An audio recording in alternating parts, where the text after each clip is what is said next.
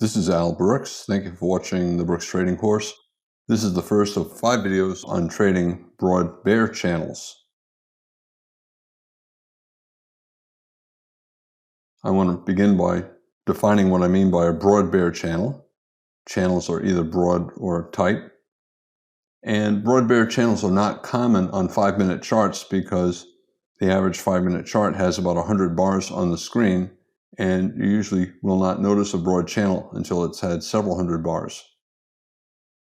Broad channels have major highs in them and minor highs in them, and the major highs are the important ones. As long as the bear trend is making a series of major lower highs, it's still a bear trend. Here are some bear channels. When the market is in a very tight bear channel, pullbacks are small and do not last many bars.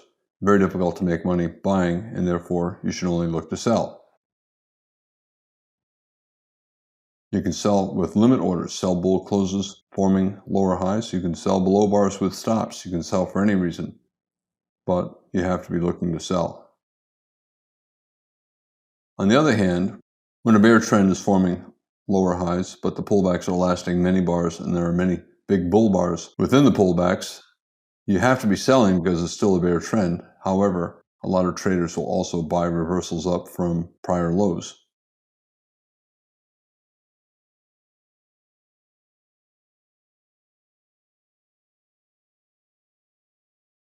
Bulls are buying in a bear trend. They should only be scalping.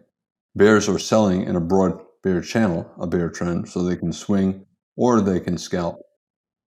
Broad channels have a lot of time in trading ranges, and therefore a lot of traders prefer just to buy low, sell high, and scalp.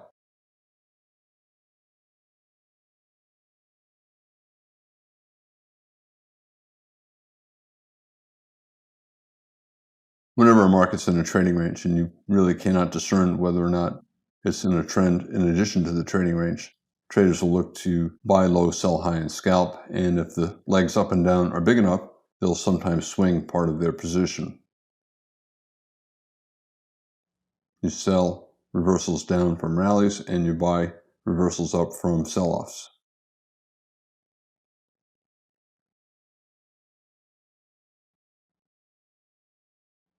A broad bear channel, it's still a bear trend, and therefore traders find it easier to make money selling rallies. Risk reward tends to be better, and the probability is higher. The probability is higher that you're going to make new lows, and the risk of buying here with a stop down here versus selling here with a stop up here is about the same, but the probability is greater for the bears, and the reward is greater as well because we're probably going below that low. Trading range has legs up, it has legs down, has legs up, legs down. This is also a broad bull channel, has a higher high and a higher low, but during most of the time here, it's simply a trading range.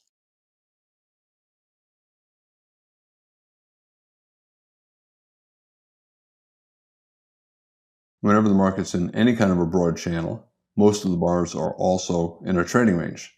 Here we have a broad bear channel, and most of the bars are also in trading ranges, small trading ranges, sometimes nested inside of bigger trading ranges. This is a trading range attempt. Here's another trading range attempt and another one as well.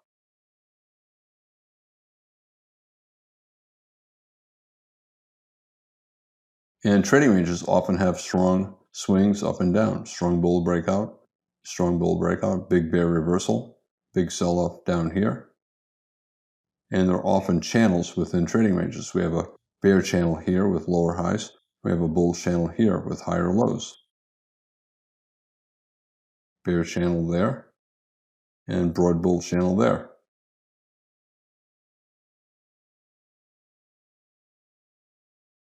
This is a 5-minute chart of the E-mini, and you can see it begins in the upper left and it continues down to the lower right, and therefore it's a bear channel. But within the bear channel, there are legs up that sometimes have 20 or 30 bars, and the market is sometimes always in long. And therefore, there are times when it makes sense to be trading on the long side, even though it's a bear trend. Now, this chart has several hundred bars on it. When I'm trading, I'm only looking at about 100 bars. Therefore, I'm not going to be trading this. If I'm going to be trading all of these bars, I'm going to be trading them on some other time frame chart where all of these add up to maybe 100 bars. For example, here's the 30-minute chart. You could sell here, and the market stayed in a relatively tight channel, and you could hold short the entire time. If I'm trading these same bars here on the 5-minute chart, that's not how I'm going to trade it, because there are times when the market is always in long. So I'm going to be buying and selling. I'm only going to be looking at 100 bars at a time. For example, this is about 100 bars. And during this 100 bars, there are times when I'm going to be buying and other times when I'm going to be selling. Whenever you're trading, you should only be looking at 100 bars on the screen, maybe 150 bars, and you trade the bars that are in front of you.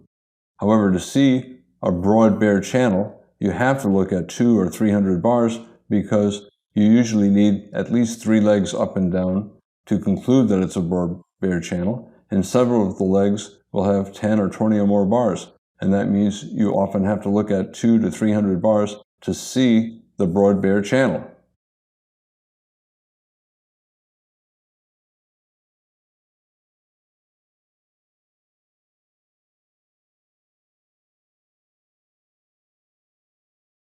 If your intention is to simply sell and hold short through all of these rallies, then you're not trading it on the 5-minute chart.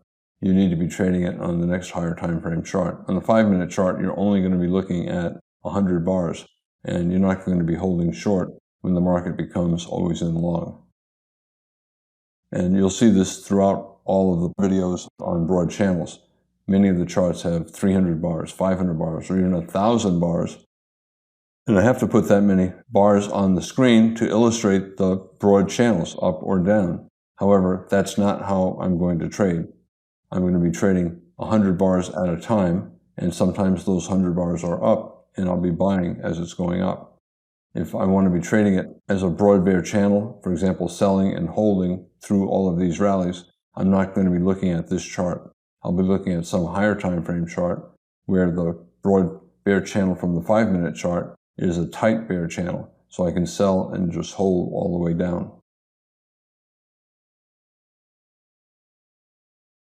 The market is in a bear trend. It begins in the upper left, goes to the lower right, and along the way it's forming lower lows and lower highs.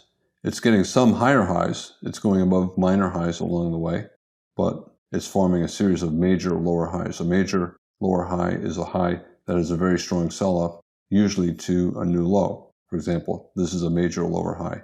This is a major lower high.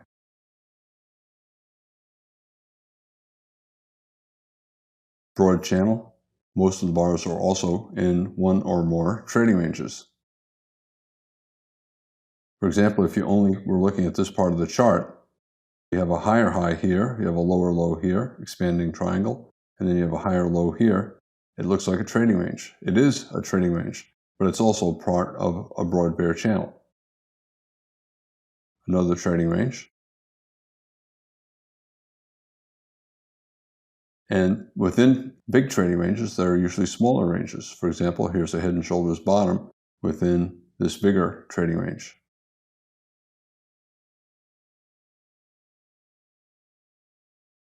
Whenever the market is in a section that looks like it's dominated by trading range price action, traders tend to trade it like a trading range and pay less attention to the broad bear channel.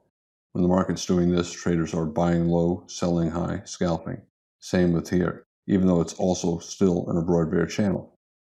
When traders are trading, they're not looking at 300 bars like this. They're looking at 100 bars, day traders at least, and they're trading the day or the session in front of them, and they're not worrying about the sessions before or after.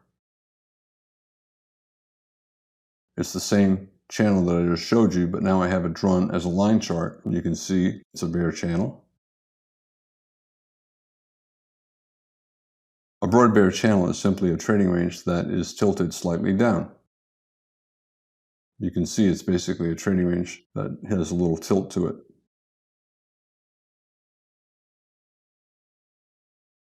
It has deep pullbacks And the more it looks like a trading range, the more traders tend to trade it like a trading range.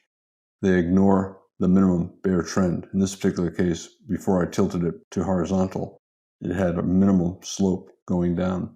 And most traders would rather trade it like a trading range, buy low, sell high, and scalp. If a broad bear channel is steeper down, they'll tend to swing trade more.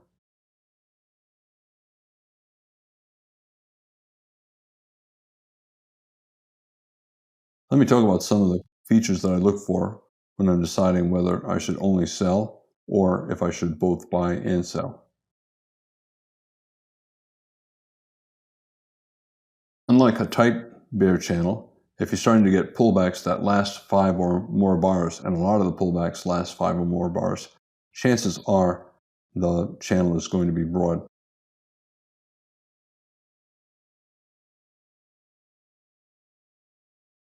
Also, I look at the size of the pullbacks.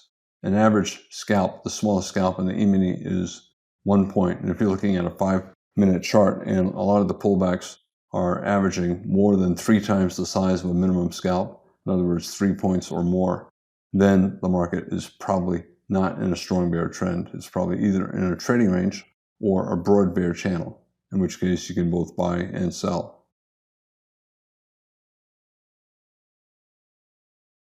I pay attention to the size of the bars and the size of the legs compared to the bars.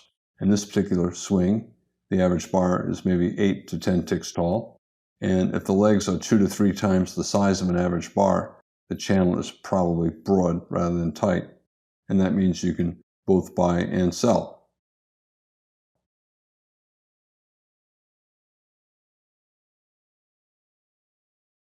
Often when the market's in a broad bear trend, there are times that it's actually always in long. Here and here. It's still part of a broad bear trend, but there are times when it's always in long and it's easier to make money buying. Very strong rally, probably going to form a higher low and get a second leg up. But the highs are still below the major lower highs, and this is a strong bear rally in a broad bear channel. Pullbacks are often more than 50%, and sometimes they're close to 100% of the height of the prior sell-off. Here's a sell-off, and this pullback was well above 50% of the size of the sell-off. This pullback is almost totally retraced this leg down, yet it still formed a lower high, and it led to a lower low. 76% pullback, and this is an 80% pullback, but it's still a lower high in a broad bear channel. Bears and bulls can make money using stop entries. Bears obviously can make money with stops in a broad bear channel because it's a bear trend, but a lot of times bulls can make money buying reversals up from prior lows with good buy signal bars, especially if there's a micro double bottom. We went down, and we have a bull bar here, so we went up. We have another bear bar, so down again, and then another bull bar. So now we have a micro double bottom. Bulls will buy on a stop, and because the channel is broad, the legs up are high enough so that bulls can make money entering with stop orders.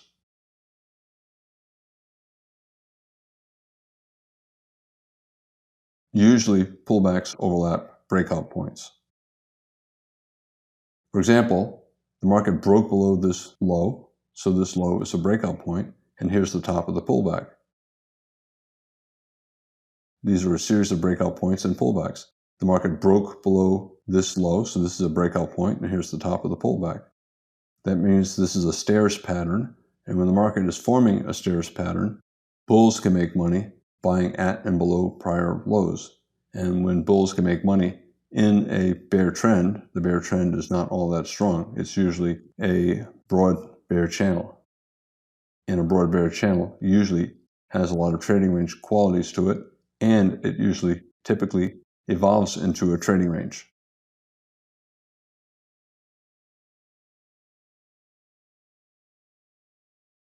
Bulls will buy reversals up from breaking out below prior lows, break out to a new low, buy a reversal up, same thing here and here, and they can make money doing it.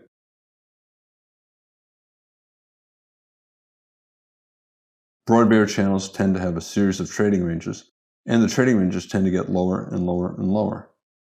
So it's a trading range and then a breakout, and then another trading range and another breakout.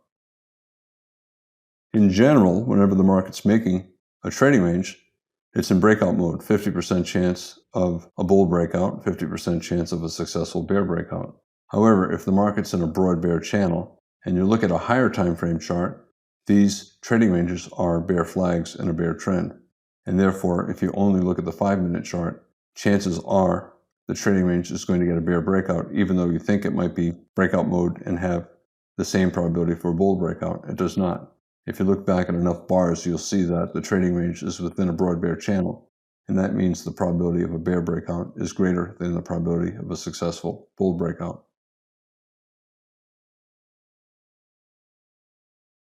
Here we have a negative gap. We have a pullback, and it went above the breakout point. As long as the overlap is not too big, I still call it a negative gap, and it still sometimes leads to a measured move down. This high, and then the breakout point.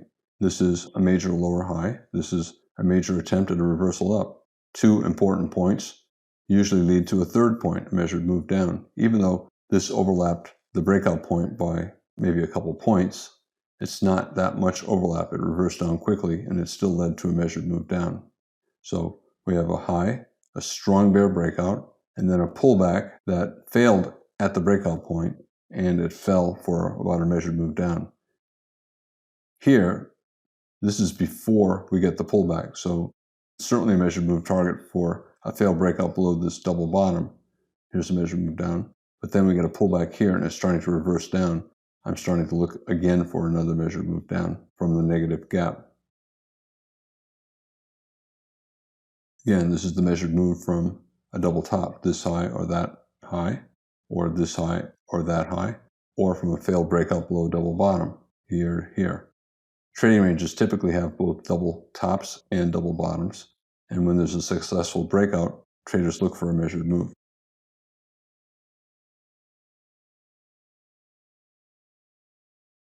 Whenever you have a series of trading ranges in a trend, so you have trending trading ranges, and you get a bear breakout, there's a 60% chance that even if the breakout reaches the measured move target, it's going to test back at least a little bit above the bottom of the prior trading range, at least one tick above that low. Here we have a bear breakout below a trading range, and it went well above the low of the trading range.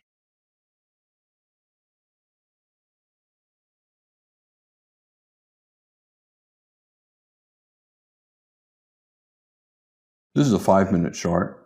Whenever you have a fairly broad channel on a 5-minute chart, in other words, occurring in 50, 60, 70 bars, not 200, 300 bars, it's typically a wedge pattern.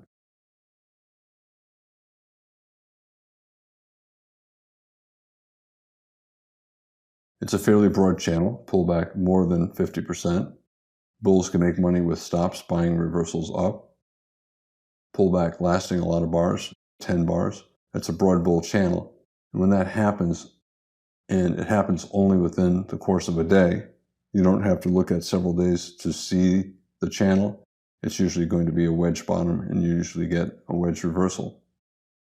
Traders will therefore expect a reversal and not for a continuation of the bear trend.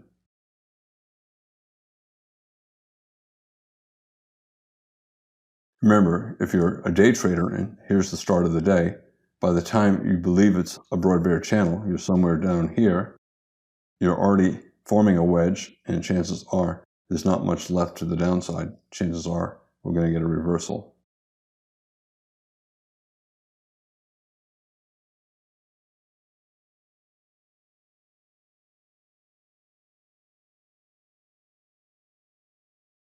Again, a broad bear channel, lower lows, lower highs, occurring all within one day. And usually you have to be expecting the day also to be either a wedge bottom or a trending trading range day. Here we try to get a wedge bottom, 1, 2, and 3, did not get all that far, and ended up more as a trending trading range day. Trading range here, breakout. Trading range here, breakout. Trading range here, breakout. broad bear channel, lower highs, lower lows, deep pullbacks after each bear leg. And it's also trending trading ranges. You can draw it this way and this way, or you can say this is a trading range breakout in a smaller range. Breakouts are brief and the trading ranges have a lot of bars. Traders will sell reversals down because we're in a bear trend, but because the rallies last a lot of bars, bulls will buy reversals up, at least for a scalp. We're forming lower highs and lower lows, so it's a bear trend. Easier to make money looking to sell, but the pullbacks are big enough so bulls will also buy for a scalp.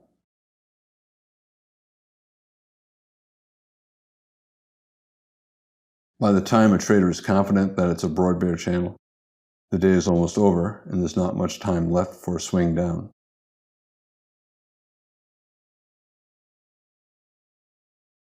Why are broad bear channels not all that common on 5-minute charts? Here are several days of a 5-minute chart. Each day is 81 bars, so this is over 200 bars.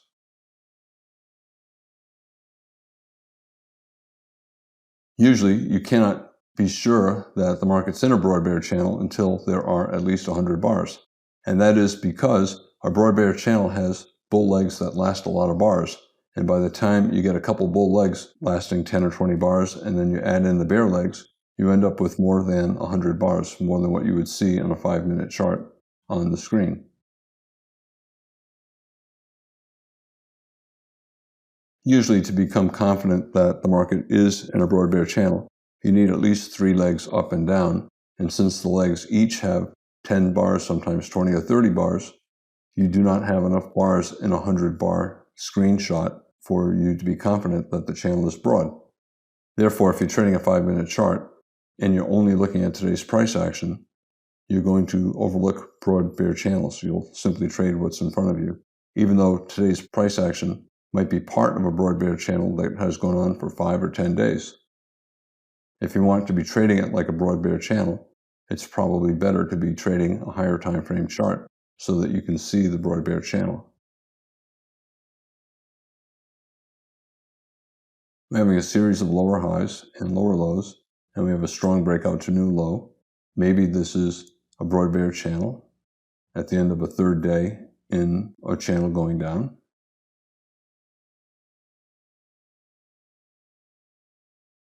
Usually you need at least 3 legs to be sure that you're in a broad bear channel. So 1 pullback, 2 pullback, 3. But it's also possibly a wedge bottom. We could get a reversal up from here. Not enough information to be sure what to expect for tomorrow. And therefore the probability is not as high as the bears want. However, when you look back from this point here, you know in hindsight that this in fact was part of a broad bear channel. Again, if you're going to be trading a 5-minute chart like a broad bear channel, you really should be trading a higher time frame chart. If you're trading the 5-minute chart, just look at the 100 bars in front of you and trade what is in front of you. If you want to be trading a chart that goes back 5 days or 10 days, you probably should not be trading the 5-minute chart. You should be looking at the 15-minute or 60-minute chart.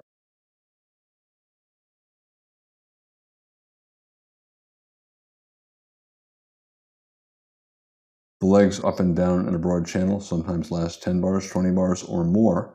And since you need several legs to be convinced it's a broad bear channel, it often is impossible to draw that conclusion simply by looking at today's price action. You usually have to look at several days.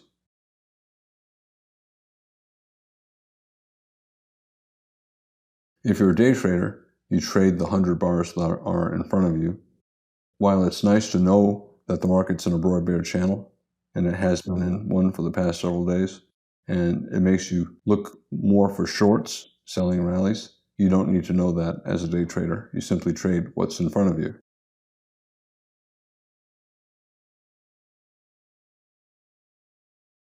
Broad channels are much more common on higher time frame charts, 60-minute charts, daily charts, weekly and monthly charts.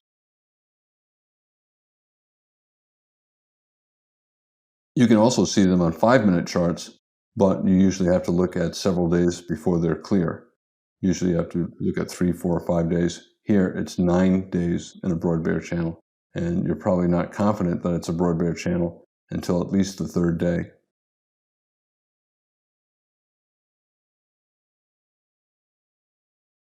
By definition, a broad bear channel is going to have strong rallies, and sometimes the market's even always in long.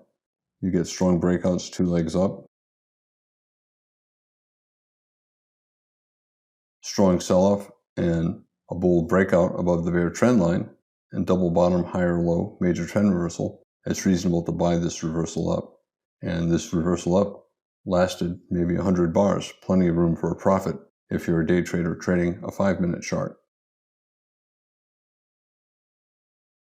Here we have a slightly higher high major trend reversal. If you want, you can call it a double top major trend reversal.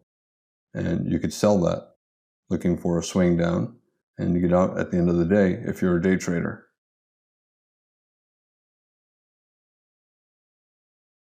Here's a 5-minute broad bear channel that lasted 6 days.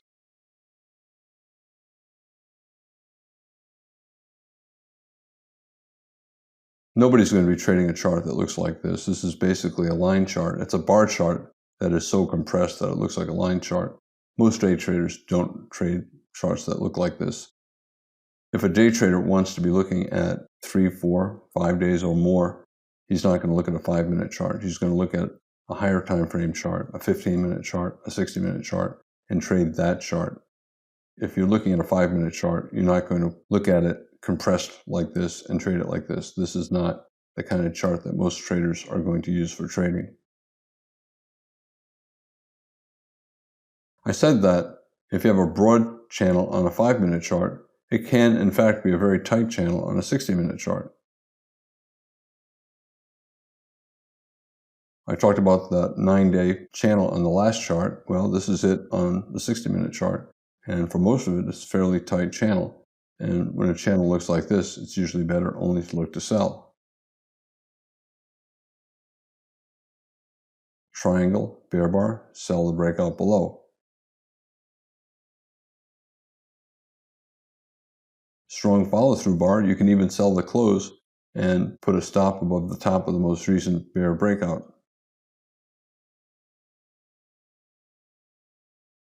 Trail stops after each strong breakout to a new low.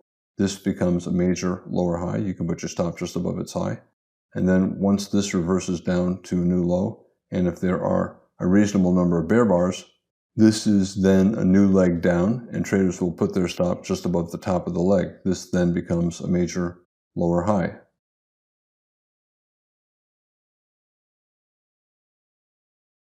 And if you're trading the 60-minute chart, you're probably holding for several days, and you can continue to hold until there's a clear bottom or until it rallies back above one of your stops.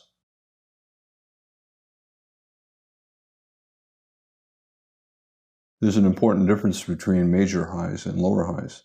If the market's in a bearish trend, it needs to keep forming more major lower highs. If it goes above a major lower high, then it's no longer in a bear trend. It's either in a bull trend or a trading range, and therefore you trade differently from how you would trade if the market was in a bear trend. Lots of reversals. Some are major, some are minor. Lots of little moves up and down. Strong sell-off to a new low. And therefore this is a major lower high up here.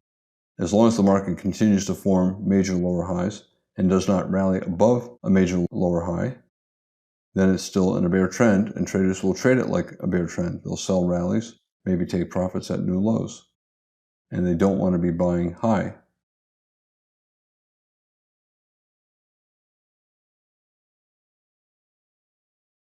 If the market were to go above a major lower high, then it would no longer be a bear trend. It would either be a bull trend or a trading range, and therefore major lower highs are important. That's why I call them major.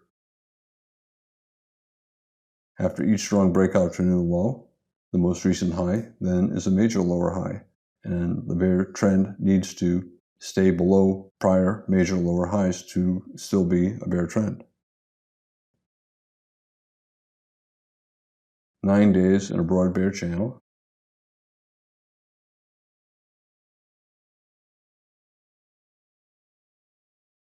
There are dozens of major lower highs and major higher lows throughout the channel. A minor lower high means just that, it's minor. If the market goes above it, then you still can be in a bear trend. They expect the reversal up to fail and for the bear trend to resume. Broad channels always contain trading ranges. And trading ranges often have bull legs that go above some prior highs. But as long as the highs are minor, then yes, it's a trading range, but it's still also in a broad bear channel. The bulls have to rally above major lower highs to make traders believe it's no longer in a bear trend.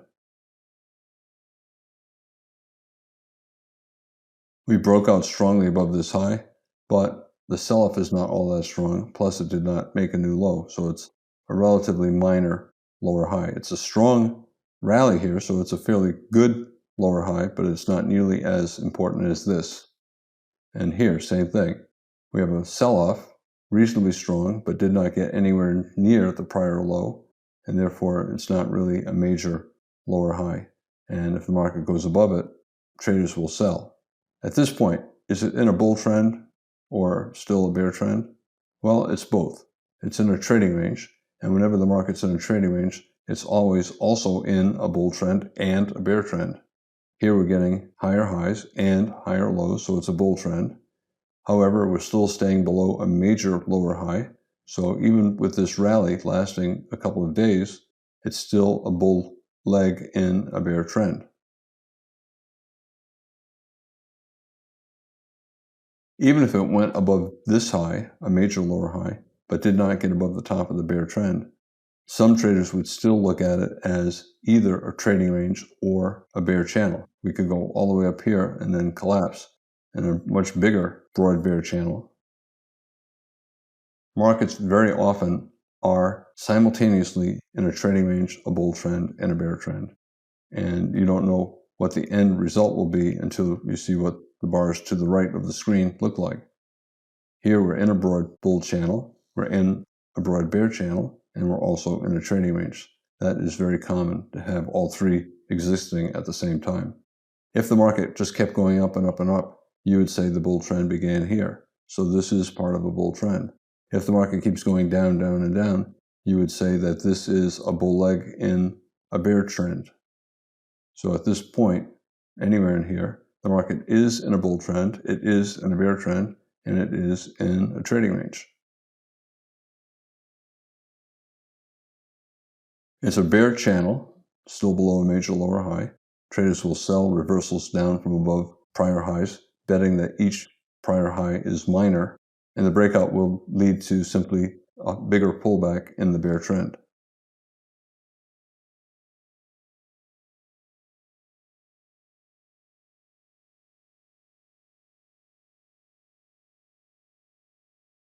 When the market's in a trading range, even if the trading range is within a broad bull channel, if you're trading the 5-minute chart, you trade what is in front of you.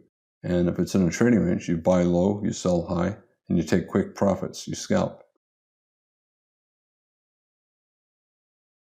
Strong bear breakouts along the way. The market's clearly always in short, traders should be looking to sell. A bull trend lasting 10 or more bars. This bull trend lasted well over 100 bars, 150 bars. Bulls will buy for a swing. Double bottom, higher low, major trend reversal, another double bottom here.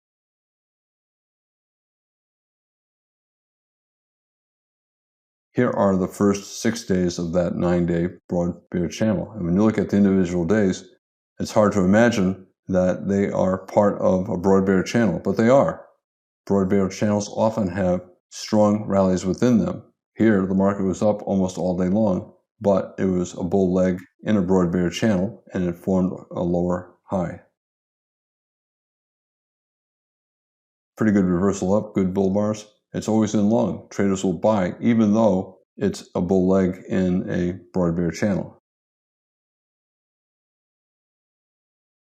This day had lower highs and lower lows, and it was in a broad bear channel, and the pullbacks overlapped the breakout points. Bulls could make money buying. They didn't know this may have been the low of the day, and it could have lasted all day long from this point. So bulls will buy, and they're able to make money buying. Again, this is part of what turned out to be a broad bear channel. Wedge bottom, 3 reversals up, 1, 2, and trying to get 3 and a micro double bottom. Bulls will buy, even though it's a broad bear channel and it's part of a bigger broad bear channel. Strong bear breakout, traders are selling closes.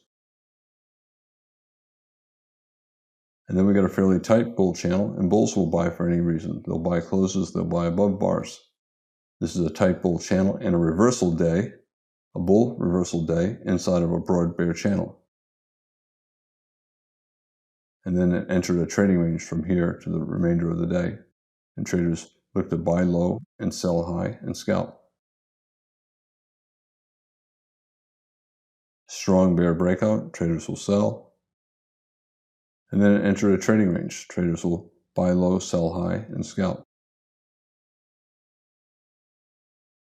It's a strong bull breakout, and traders will buy, betting that we're going to get a swing up. Now we have a double bottom. They'll buy again.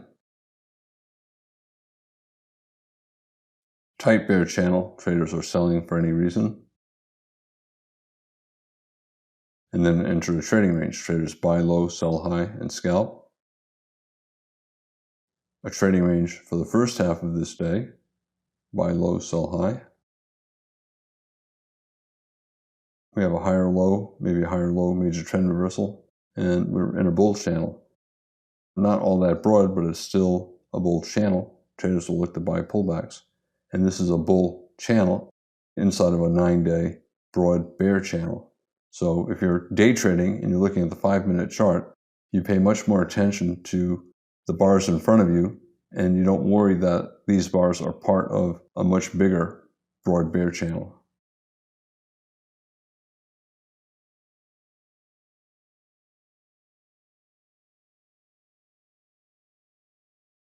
Look at these days.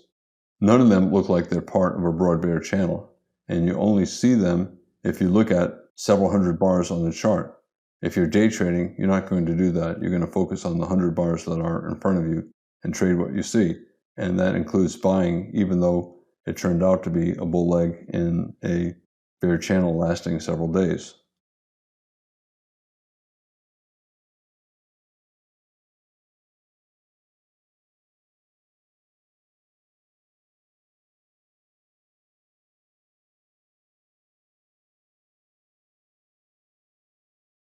I began by drawing the distinction between a broad channel and a tight channel. When the channel is broad, you can make money both buying and selling. And since it's a bear trend, it's usually better to focus on selling. You usually cannot tell if a channel is broad until you've seen 100 or more bars, 200 bars. And that's more bars than what you see if you're day trading on a 5-minute chart. Most of the time, if you're looking at a 5-minute chart, you cannot tell that the market's in a broad bear channel. And by the time you decide that it's in a broad bear channel, you're probably near the end of the day. There's an important difference between major and minor highs in a bear trend. As long as the market is making major highs, it's still in the bear trend. And therefore, if it goes above minor highs, traders will sell above those highs, betting that the market will continue to make major lower highs. I'm Al Brooks. Thank you for watching the Brooks Trading Course. This is the first of 5 videos on trading broad bear channels.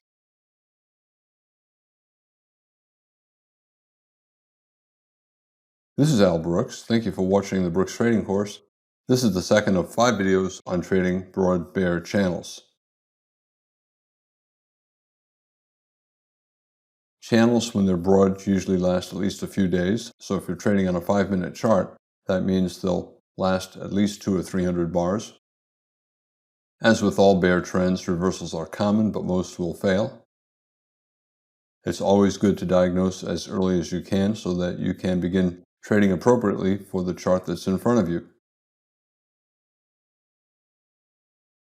This is 9 days in the E-mini, and it's on a broad bear channel. It's in a bear trend. Starts in the upper left, ends in the lower right, and it has pullbacks that are lasting lots of bars and covering a lot of points, and therefore the channel is broad.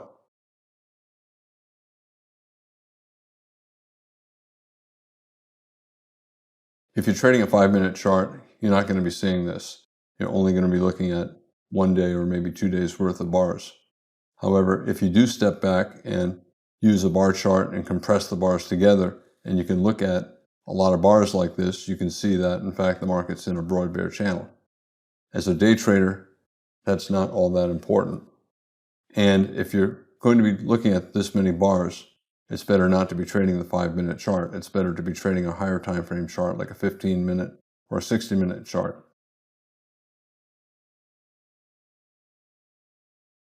It's a bear trend, and therefore traders should look to sell.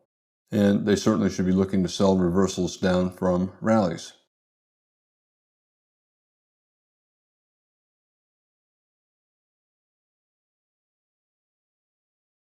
If you do look at a 60-minute chart or a 15-minute chart, let's say you're over here, you'll be able to see that the market is in a broad bear channel, and therefore, in general, it'll be easier to make money selling because the legs down, in general, are bigger than the legs up.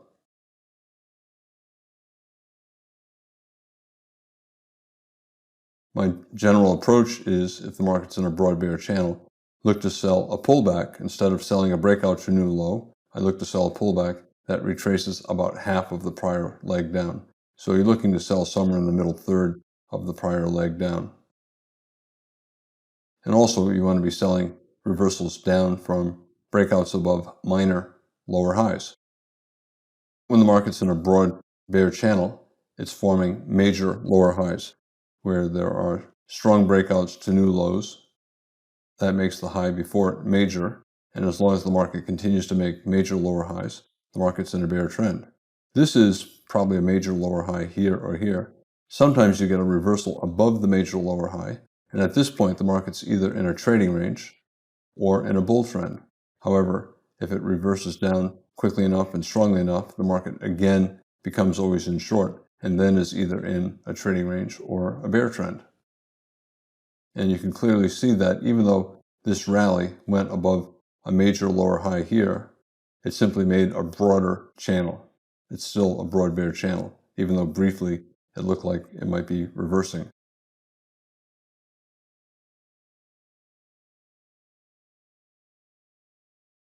If you are using a higher time frame chart, like a 15-minute chart or a 60-minute chart, some traders will put up a 5-minute chart occasionally to find earlier entries. The bars on the 5-minute chart are smaller, and therefore you can enter sooner than on a 60-minute chart, where each bar is made up of 12 5-minute bars.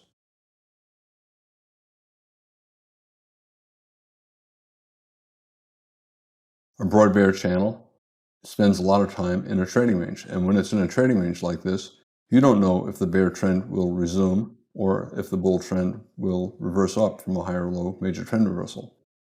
When it's in a trading range here for over 200 bars, you trade it like a trading range. You look to buy low, you sell high, and you scalp.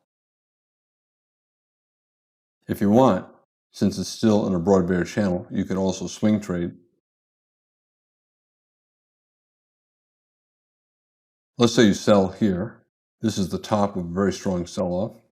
Therefore, this is a major lower high, and traders will place their stop just above that high. If you're willing to take a chance that a trend will last several days, this is where you put your stop. If you're trading a 5-minute chart, you're probably not going to sell here and put a stop up here. But if you're trading a 15-minute chart or a 60-minute chart, and this looks like a reasonable sell, you might be willing to hold positions overnight, in which case you will use a stop above the top of the most recent major lower high. Alternatively, you can simply look to sell every day. If you think the market's trending down, you can expect rallies to fail, and at the start of every day, you look for a rally and look to sell it. or look for a pullback. Here we have a gap down and a pullback, look to sell it. A rally, sell it. A gap up, possibly the start of a bull trend, but it's still below the top of this entire channel, and therefore it's still possibly part of a bear channel, even though it's above these major lower highs. So traders will sell reversals down, taking a chance that we will not get above these highs or above that high. If you're day trading on a 5-minute chart, you're going to be exiting at the end of the day, or you'll be exiting on a reversal up from a prior low. This is the same 9-day stretch, but it's using a 60-minute chart. You can see the channel down is fairly tight. Pullbacks just lasting a few bars. The bulls tried to get a reversal here, but it failed, and somewhere in here it went always in short again. Through here, it clearly is a tight bear channel. First reversal up. Even though it's big, it's still minor, and that means the odds are it'll test down. Because it's in a bear trend and the channel is tight, traders should only look to sell. And anytime there's a reversal, they'll look to sell a resumption of the trend back down. They'll assume that the reversals are all minor and that the channel will remain tight.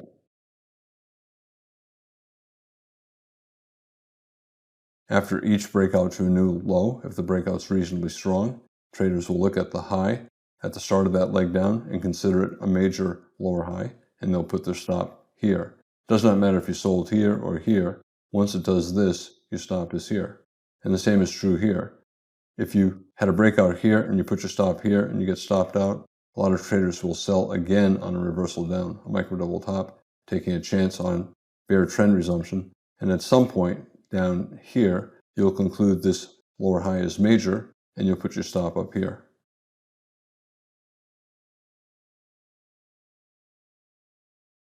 Market's sideways here, and a lot of traders will trade it like a trading range. They'll look to buy low and sell high. Since it's still possibly a broad channel down, traders can swing trade the short or scalp the short.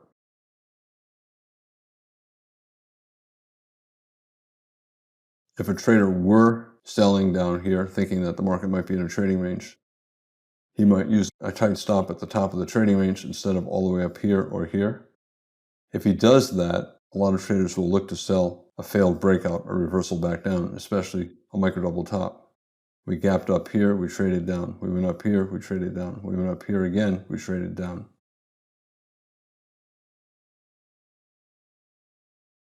So traders would sell a reversal down. You can call it a double top here and here. So twice the bulls tried to break successfully above this lower high, and they failed twice. We have a double top here with this. Very tight channel again. In fact, very tight channel all the way through here. So traders will sell pullbacks, expecting the pullbacks only to last 1, 2, or 3 bars. For example, they might sell with a limit order at the high of the prior bar, betting that any reversal up will be minor, like this or this.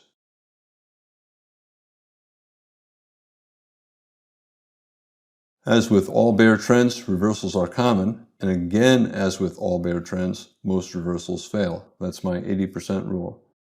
If the market's in a bear trend, 80% of reversal attempts will fail, and therefore it's better to look to sell the reversal attempts than to buy them.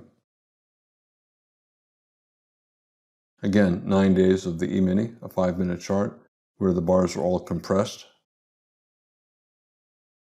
Trading range here for 90 bars, trading range here for 250 bars.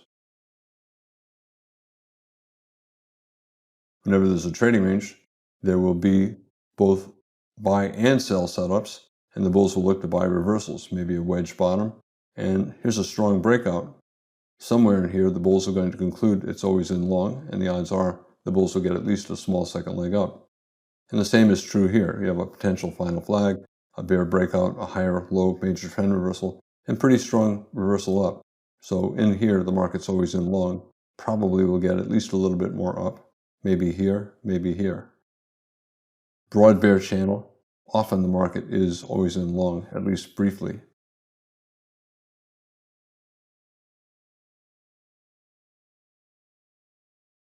Traders will look to sell a reversal down.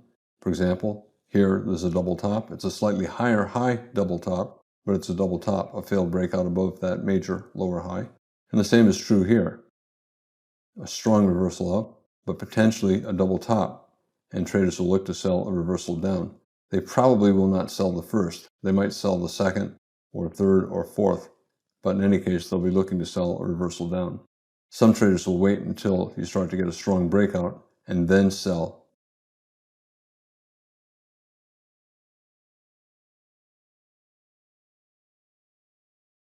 With all trends, the market's constantly trying to reverse, but most reversals are minor and therefore fail. They become either bear flags or trading ranges, sometimes strong enough to become always in long, and that's one of the differences between a broad channel like this and a tight channel like this.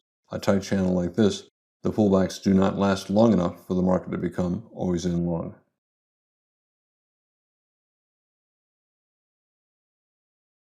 Bears expect all reversal attempts to fail, and they're looking to sell reversals down. A break above a prior high, they'll sell the reversal down. Or they'll sell at the prior high and use a wide stop above an even higher high.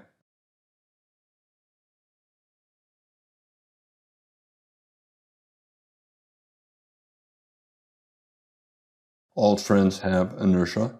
A broad bear channel is not as strong as a tight bear channel, and certainly not as strong as a breakout, but most reversal attempts will fail. Most bottom attempts will therefore fail. Market's in a bear trend, so it's constantly forming bottoms, but every reversal leads to either a bear flag and a resumption of the bear trend, or a trading range, which will probably lead to a resumption of the bear trend. The bulls see a wedge bottom, they see a double bottom, higher low major trend reversal, another higher low major trend reversal, lower low major trend reversal, an expanding triangle bottom, lots of little wedges and triangles. The bulls constantly are seeing reversals, but most reversal attempts fail. For example, this is a higher low major trend reversal. You can call it a double bottom, but when the channel is this tight, the first reversal up probably is minor and not going to go very far.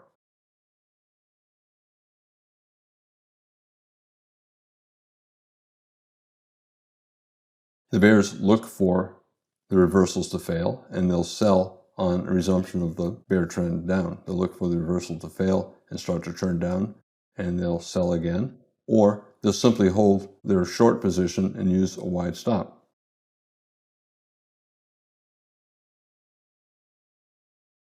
The market's starting to reverse down, reverse down, reverse down. Bears will sell, betting on a resumption of the broad bear channel, which means they're betting that we'll get a new low.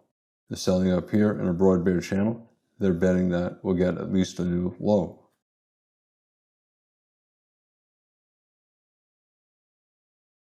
All broad channels spend a lot of time in trading ranges.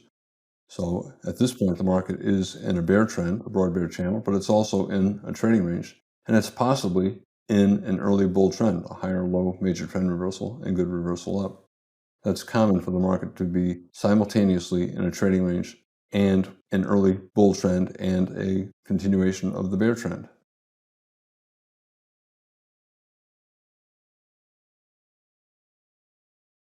As soon as you break above any kind of a major lower high, this is not all that major, this is more major. But in any case, as soon as the market breaks above a major lower high like here or here, the market is no longer in a bear trend. At that moment, it's in either a bull trend or a trading range. However, if it reverses down strongly, it's then back to being in a bear trend or a trading range, and the bull trend is over.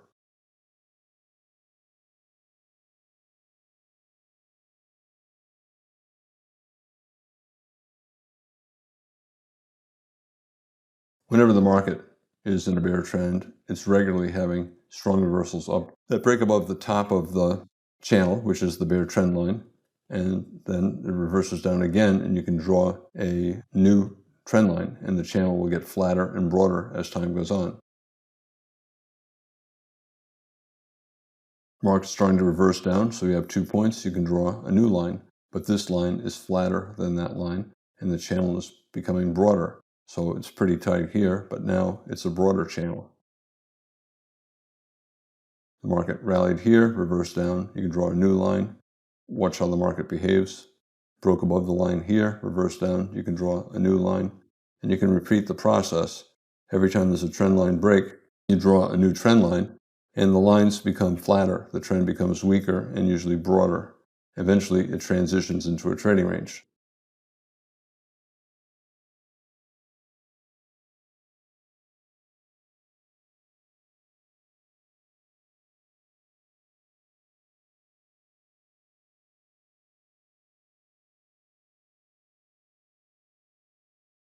Every broad channel contains trading ranges, and some of them last a lot of bars. On the 5-minute chart, this one is lasting maybe 300 bars. When the market's in a trading range, it often goes above highs and then reverses down, and it goes below lows and then reverses up. Sometimes it even goes above relatively major highs, but as long as it reverses down, traders will continue to sell, betting that the bear trend will resume and be a flatter, broader bear trend.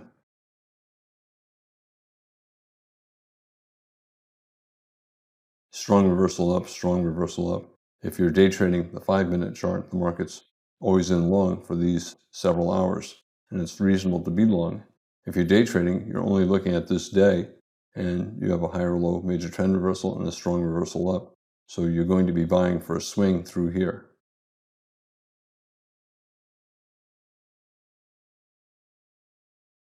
Whenever the market's in a trading range or in a broad channel, second leg traps are common, where the market rallies and has a second leg up, and it looks like it's breaking out into a bull trend, but the second leg fails and the bear trend resumes.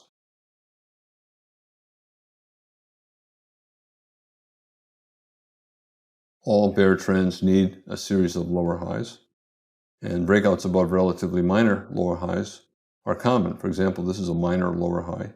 The top of the bear leg is here or here. Going above this is not enough to end the bear trend. Going above this is a fairly major lower high, so a lot of traders will conclude the bear trend has ended at this point and that it now has evolved into a trading range and possibly a bull trend.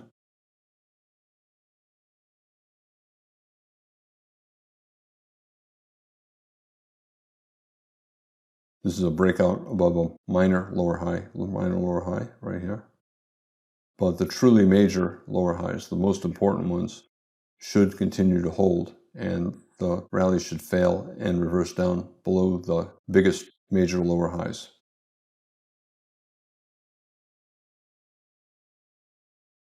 As with any trade, you should always try to diagnose what the market is doing as early as you possibly can so that you're trading in an appropriate way for what the market is doing.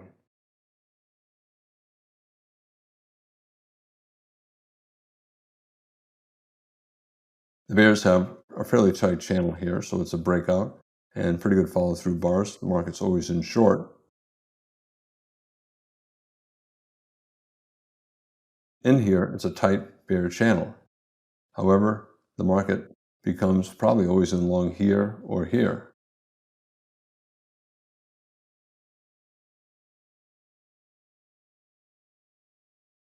And again, same thing here. We're selling off. We have a lower low major trend reversal, pretty good reversal up. The market's probably always in long somewhere here. Yet the highs are still above the most major prior lower highs, and therefore the bears still have a broad bear channel if you look at the past several days. If you're just looking at today, the bulls have a reversal that became a trading range day. Traders will sell reversals down because they see this entire rally as being above a pretty major lower high, and they'll bet that the market is either in a trading range or in a broad bear channel. We have a reversal down here, a reversal down here, so you can draw a line across these two highs, and then see what the market does when it gets to that pink line. Here it went a little bit above and reversed down. The bulls were hoping for a higher low and a bull trend, but here the bulls gave up and the bears took control again. So the market is back to always in short, even though it was always in long through here.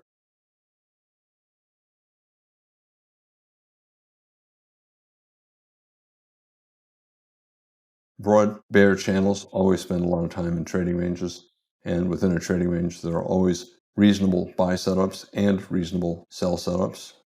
And the market's always in a bull trend and a bear trend. For example, a higher low major trend reversal in a trading range. What would happen if the market kept going up like this? You would say the bull trend began here, and therefore this is a bull trend. Even through here, it's a bull trend. But it's also still forming lower highs in a broad bear channel.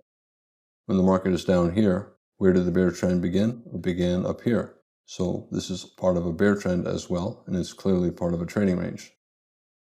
Bear trends need lower lows and lower highs, but a lot of times in a bear channel, you don't get a lower low until the market breaks below the trading range, which means it can go sideways without a lower low for 100, 200 bars.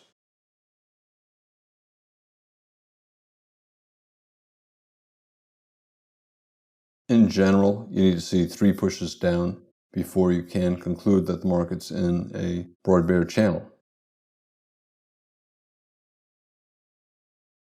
And a lot of times, when you get 3 pushes down, the market's in a wedge and it's about to reverse up. Broad bear channels spend a lot of time going sideways, and sideways means confusion, a trading range. A lot of times it's not clear if the bulls are going to win or if the bears are going to win.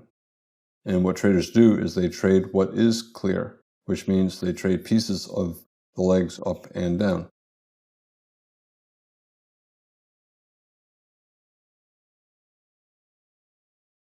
Reasonably strong reversal down, totally reversing that reversal up. A lot of bars closing near their lows, the market's always in short.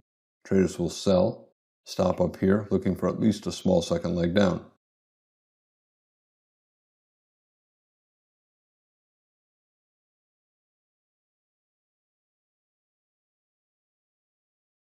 If you want higher probability, you wait until the bears start to get consecutive big bear bars closing on their lows, and you could sell here.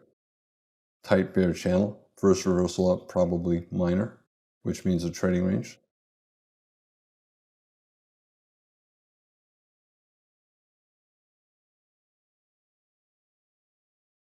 The bulls see 2 legs down with a lot of overlap among the bars, a lot of bars with prominent tails, and they're thinking that this might be a trading range, and therefore the reversals up might be big enough to buy. So 2 legs down, 1 pullback 2. Trading ranges often have 2-legged patterns, 1 pullback 2, 1 pullback 2, and traders like to buy reversals up from 2 legs down and sell reversals down from 2 legs up. If a trader did not want to take this buy because the channel is so tight, he might wait for a major trend reversal. And that's what we have here. You can call it a little wedge here, or a bigger wedge, bear bar, and then second push, third push. So a wedge, higher low, major trend reversal. Certainly an okay buy for a swing up.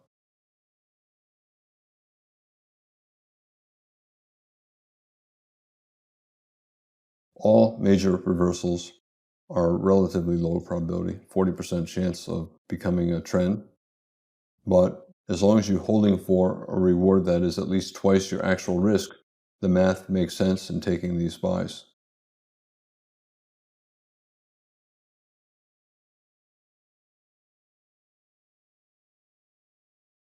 Some traders want higher probability and they'll wait to buy the third or fourth consecutive bull close, use a wide stop, and scale in if the market pulls back. However, with a channel as tight as this reversal up is probably minor. Yes, you got a lot of bull bars closing above their midpoints. The odds are we'll get at least a small second leg up. But if I see this and I'm not long, I'd rather buy a pullback.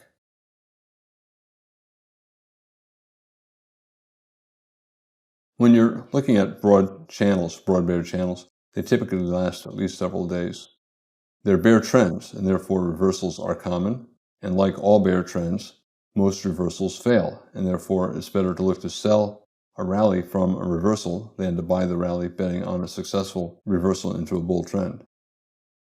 As always, you should try to diagnose what's going on as soon as possible so that you can start trading appropriately. I'm Al Brooks. Thank you for watching the Brooks Trading Course. This is the second of 5 videos on trading broad bear channels.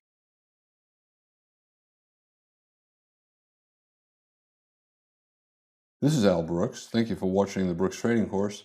This is the third of 5 videos on trading broad bear channels.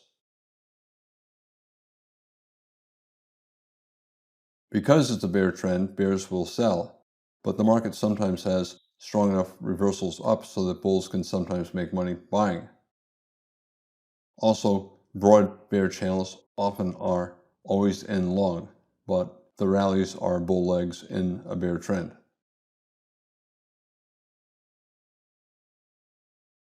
A broad bear channel, but a lot of the rallies are big enough for the bulls to make money either swing trading or scalping.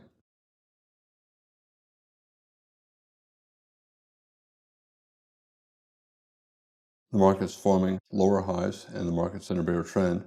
Traders will look to sell reversals down, even after a pullback this big. This is actually simply a wedge rally, 1, 2, 3, and a double top, slightly lower high double top below the top of the bear trend. Reversal up, but it looks like a bear leg in a trading range or a bear leg in a broad bear channel. Traders will therefore sell reversals down here or here. And then again, very strong rally, but unless it gets above prior significant lower highs, it's more likely that this is a bull leg in either a trading range or a bear channel, and therefore traders will look to sell, especially a very big bar near the top of the channel or the top of the trading range. Traders will bet that it's a second leg trap. First leg is either here, pullback here. Other computers will see the first leg as this, and then pause and second leg up, trapping traders with the biggest bull bar at the top of a trading range and the top of a channel, trapping traders into thinking it's becoming always in long. But the reality is there are far more bears looking for bars like this to come in and sell and overwhelm the weak bulls who are buying too high. If you sold in here, you probably are putting your stop up above the top of the bear trend.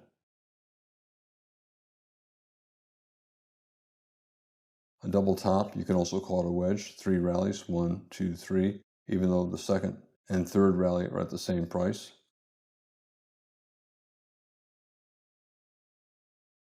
Wedge bear flag and a lower high. Bear breakout, not very strong. Now we have a small double top here, a triangle.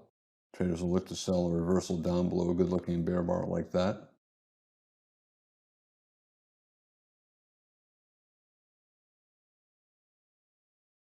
Head and shoulders top bear flag, left shoulder, head, right shoulder. Or you could simply call it a broad bear channel where you have a pretty strong rally but still above prior major lower highs.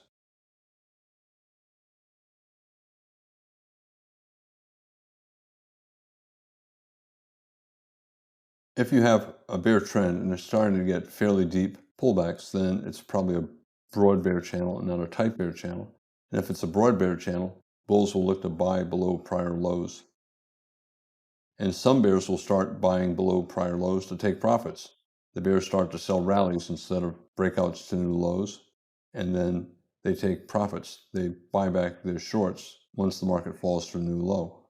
So you get these strong bear breakouts that just fail because at a new low, the bears are buying back their shorts, doubting that the trend is strong enough to continue straight down.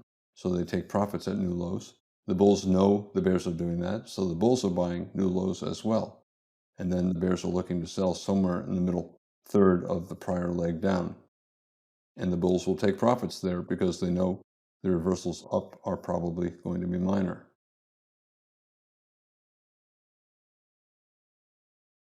Here we have 8 bars without a pullback and a lot of bull bars closing above their midpoints. Reasonably strong rally, but tight bear channel and therefore minor, which means it probably will lead to a trading range or a bear flag and a resumption of the bear trend. This is important. We have a double bottom and a breakout. We fell pretty far below the breakout point, either of these lows, but we rallied back above the breakout point. And that means this is a stairs pattern when you have pullbacks above breakout points. What's important to note is that bulls buying lows and scaling in lower are making money. Bulls are making money in a bear trend. That usually means the bear trend is weak. So you have to be thinking that it's probably a broad bear channel and not a tight bear channel. And once bulls see that, they'll start to look to buy at new lows and below prior lows.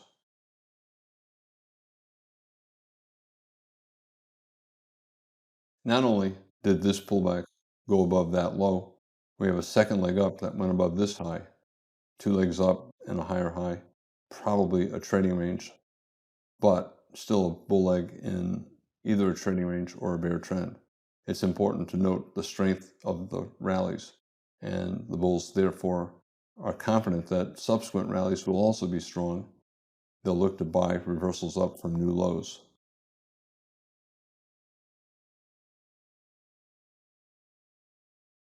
The bears are disappointed by the size of these rallies. So are they going to be selling at the new lows? No, because they're afraid of another big rally and it might turn into a bull trend. Therefore, the bears stop selling at new lows and they buy back their shorts at new lows and look to sell rallies.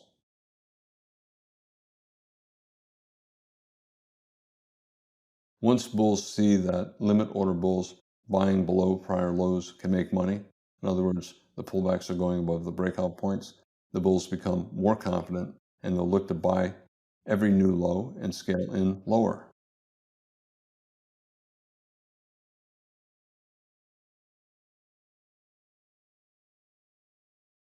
We broke below this low, but the bulls see the bulls who bought at that low and lower, or the bulls who simply bought lower, made money.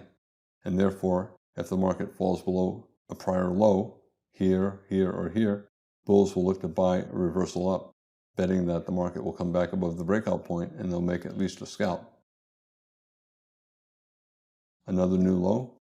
Bulls will buy either with a limit order at the prior low and scale in lower if need be, or they'll buy on a reversal up, especially a micro double bottom. We went down and then a doji bar, down again and trying to go up. Micro double bottom here.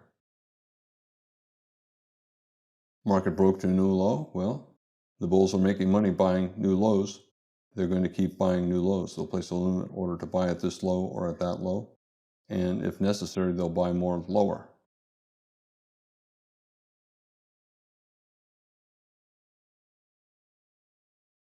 Some prefer stop entries and they'll buy on a reversal up, especially if there's a micro double bottom and a second entry buy.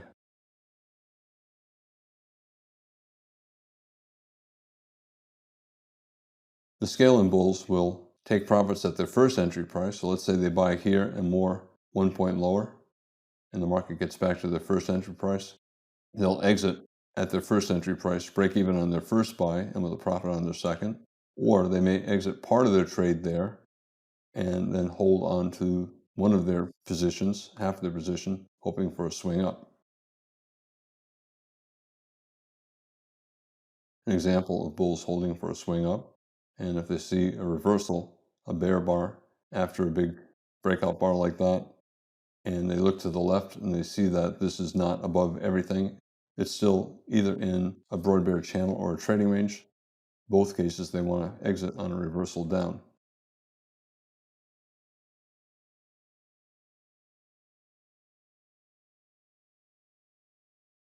At every instant, traders are constantly trying to decide if they can structure a trade where the probability is 60% for the next few bars going up or down.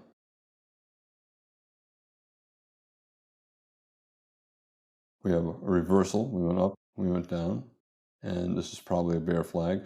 Chances are we'll go sideways to down at least a little bit.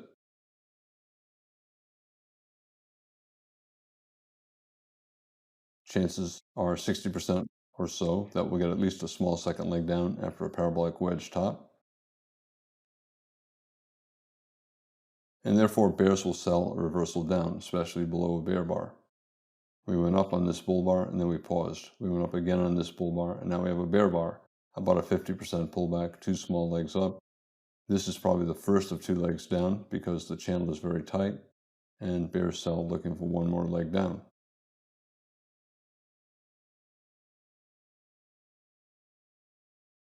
At this point, we have 3 consecutive bear bars closing on or near their lows. Strong enough sell-off through here so that if we reverse up, we'll probably get at least one more leg down.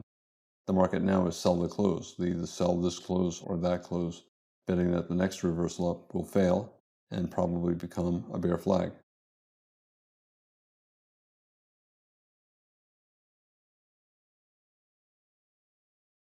It's always higher probability to sell the closes after you see a strong breakout. And whenever you take a higher probability trade, your risk reward is always worse. Usually what it means is the stop is further away, so you're forced to risk more. If you sold here, this is what you got afterwards. But very tight channel. Even though it's 2 legs down, it's still a very tight channel. So this reversal is probably minor.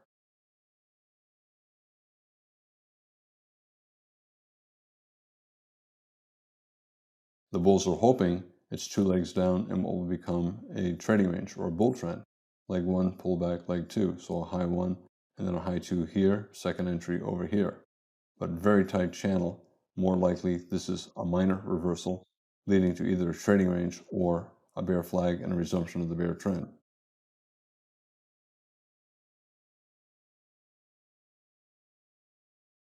In any case, the bears are disappointed by the sell-off, and they'll look to take profits or to exit on a second reversal up. Here would be a third. It went above this bar, and then it went above this bear doji bar. Not a good enough reason to exit, but now we have another bull bar, so they'll exit here, or they'll wait until they see 2 or 3 pretty good bull bars, and then they'll exit at the market. The bulls will buy. They know it's a tight bear channel. And the bears are disappointed by this bull bar and the buy signal triggering, and then a big tail here, and then another big bull bar here, and now another buy signal bar here. And therefore the bears are going to be buying, even though it's a bear trend. It's low in a bear trend, and the selling is starting to become disappointing, the follow through.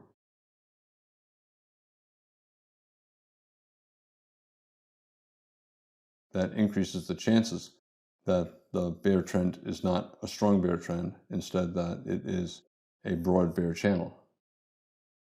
We have a 9-bar bull microchannel at this point, and therefore the odds are we're going up at least a little bit more.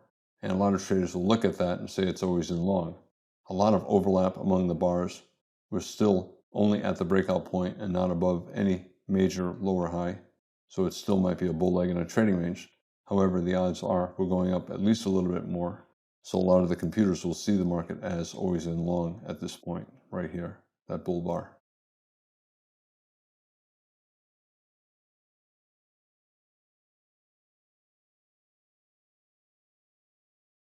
You can either put your stop above this high, thinking that it's fairly major, or certainly above this high, the top of the entire bear leg.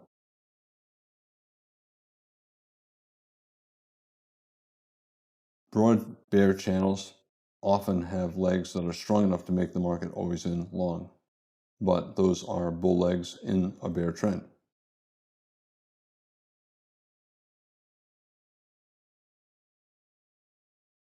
Fairly tight channel, pretty good rally here, 9-bar bull micro channel, and now a higher low major trend reversal. 40% chance if you buy here, we're going to get a swing up. It's a reasonable buy. At some point, the bulls give up.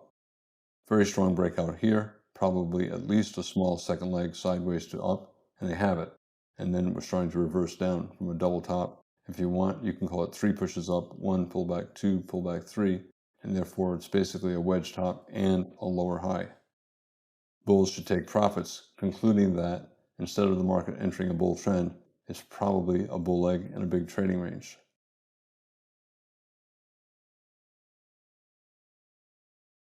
The bears see a wedge lower high and a possible bear trend, and they know a lot of the bulls will give up after 2 pushes up and not much progress. The bears will sell, either for a scalp, taking a chance that it's going to be a trading range, or for a swing, hoping that we get a big second leg down. Leg 1, pullback, leg 2. A wedge higher low, 3 reversals up, 1, 2, 3. Testing the bottom of the bull breakout here, the double bottom bull flag, high or low, reasonable buy. The bulls might get a swing up.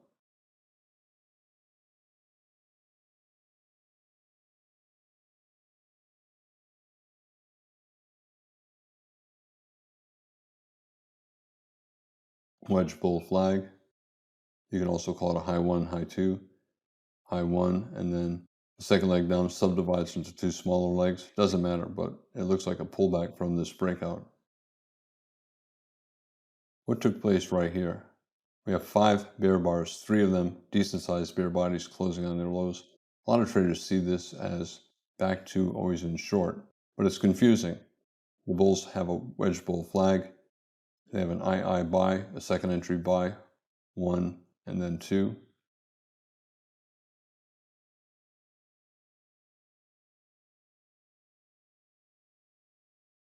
A lot of the bears who sold here are not going to like 2 legs down in a trading range, and they will get out. And the bulls will buy for a scalp or a swing. The bulls are hoping we're getting a series of higher lows and a bull trend. Disappointing reversal for the bulls. Now the market is confusing. A tight trading range inside of a trading range to here, inside of a bigger trading range to here. Bears have a reason to sell, the bulls have a reason to buy, but this is disappointing, and a lot of the traders will simply exit and wait. Whenever the market is in a fairly tight range like that, and you're not sure if it's always in long or short, I keep looking to the left to find the last time things were clear. And here we have 5 bear bars, 3 of them pretty good bear bars. Also, it might be still in a broad bear channel. And therefore, even though it's in a tight range, it's probably slightly more likely to get a bear breakout than a bull reversal up. The bears are hoping for head and shoulders top, bear flag. A lot of the bulls will take profits below these bear bars. Bears might sell more for a swing than for a scalp. The reason why I say that is if they're selling below a bear bar here or a bear bar here, they're right at a prior low at the bottom of a tight range. Probably not enough reward for a scalp. So if you're taking a short this low down in a range, you probably have to be taking it for a swing. Next day, big gap down. We have a wedge bottom here, 1, 2, 3, inside of a bigger wedge bottom, 1, 2, 3, and therefore it's a nested wedge. That has a higher probability of a swing up. This is what I mean by the nested wedge. The third leg of the wedge is itself a smaller wedge. So there's a smaller wedge inside of a bigger wedge. That increases the chances of a reversal, at least a couple legs sideways to up. You also have an expanding triangle. We have a low that reversed up, a new low that reversed up even further, and now we have a third low that's trying to reverse up and a second entry buy above that bar. This is a good reason for bears to get out of shorts, and bulls will take a chance and buy.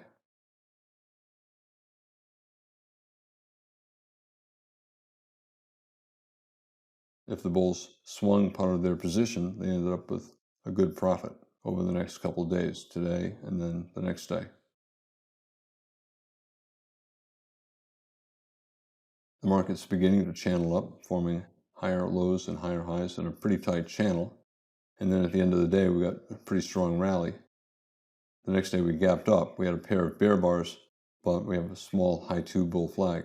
High 1 above this bear bar, and then a high 2 above that doji. Bulls will buy, hoping for a resumption of the bull trend.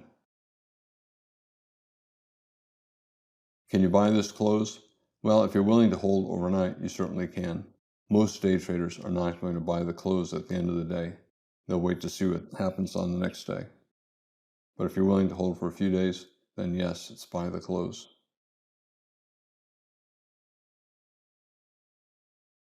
Where do you take profits? Well, one way to do it is look for resistance, and a common resistance is a measured move target. We have a gap below this low and above that high, and therefore we might get a measured move up from this low to that low, which is right here. And you can see some bulls did take profits there. We have another gap. This pullback did not fall below that breakout point, and therefore this is a strong rally, and this gap might be a measuring gap leading to a measured move up. Maybe from the height of this bear leg, we'll get a measured move up. We did.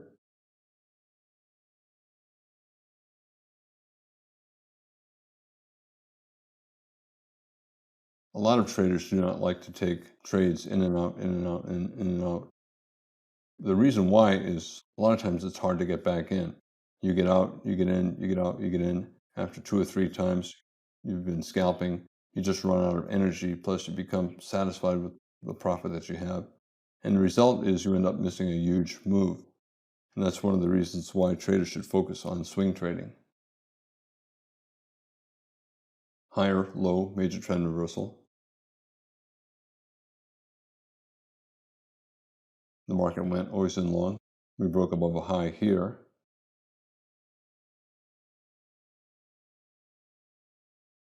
But then we started to reverse down, and it's still below this high and certainly still below that high. So some traders who sell here would just not get out. They'd keep their stop either above this bar or above here, taking a chance that any reversal is minor and that we'll keep getting new lows. Possible second leg trap and a bear trend, 1 pullback 2, nested, 1 pullback 2. Is it still always in short? Well, if you're just looking at this chart, at the close of this bar, it's always in long. But if you're looking back over the past 100 bars, you can say, well, maybe on a higher time frame chart, it's still short, and therefore maybe we'll get another leg down. So a lot of these bears will not get out, even with this higher low major trend reversal and a strong bull breakout. Typically, if I'm trading and I'm short for any reason, I will get out. But I'm a day trader. I know that when I see this, the odds are we're going up higher. And when I see this breakout, the odds are the first reversal down will be minor, and that will come back up and test that close.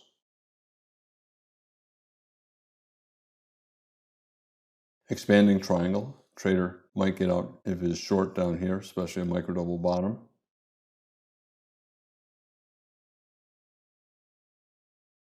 If he did not get out here, he would wait for a strong breakout and then conclude that the bulls have taken control. And here we have a couple pretty good bull bars. It's also the end of the day, but a lot of the traders who bought up here are concluding now that we have an expanding triangle, we have a nested wedge, and there's a broad bear channel probably soon evolving into a trading range or a bull trend. They're looking for reasons to get out, especially by the end of the day. And consecutive or nearly consecutive bull bars with decent bodies and closing on their highs, that's a good reason to get out.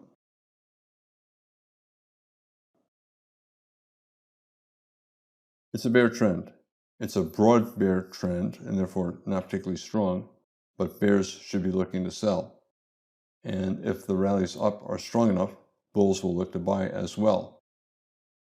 And sometimes the rallies are strong enough to make the market always in long, at least briefly.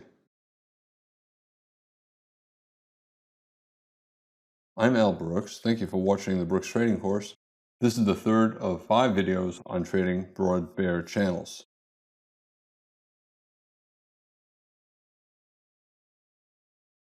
This is Al Brooks. Thank you for watching the Brooks Trading Course. This is the fourth of 5 videos on trading broad bear channels. A bear trend needs lower highs, especially major lower highs. A major lower high is one that leads to a strong breakout to a new low. Second leg traps are common in broad bear channels because broad bear channels are very similar to trading ranges that are just sloped down somewhat. You get a strong second leg and traders think it's going to lead to a strong breakout with follow through, yet it quickly reverses and traps traders into either buying too high or selling too low. Because the channel is basically a trading range that's sloped downward, bulls can make money by buying new lows and adding on lower. And a lot of times they'll use wide stops.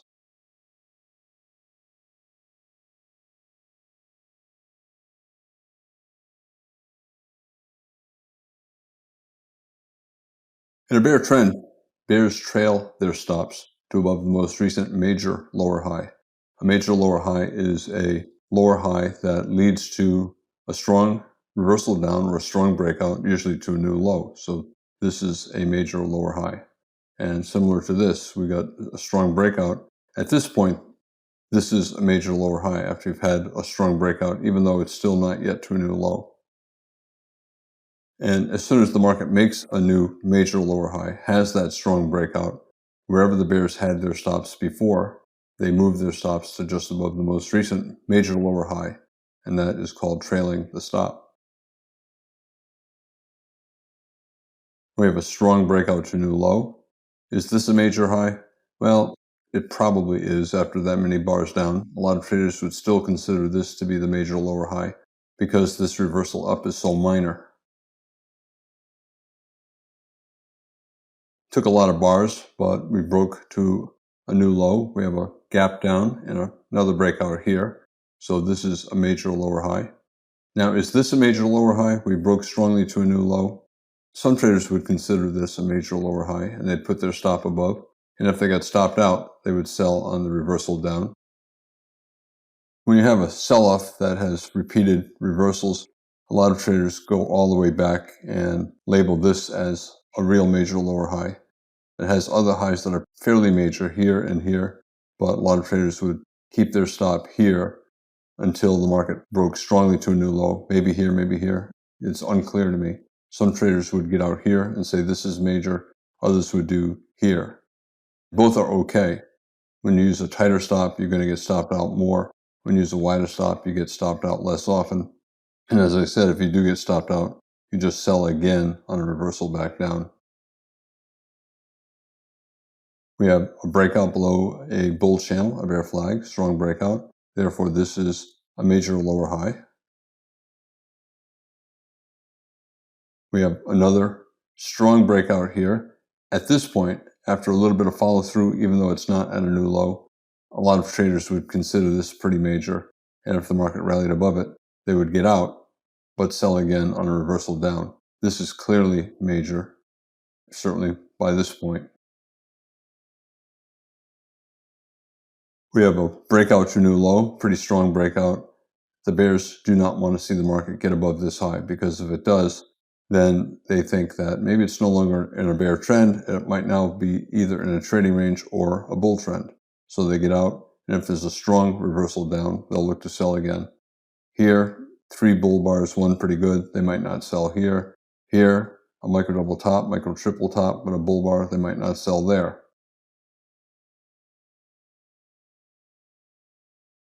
And as I said, sometimes you have to back up and ignore the minor reversals and just look at the top of the major reversals down and call that a major lower high.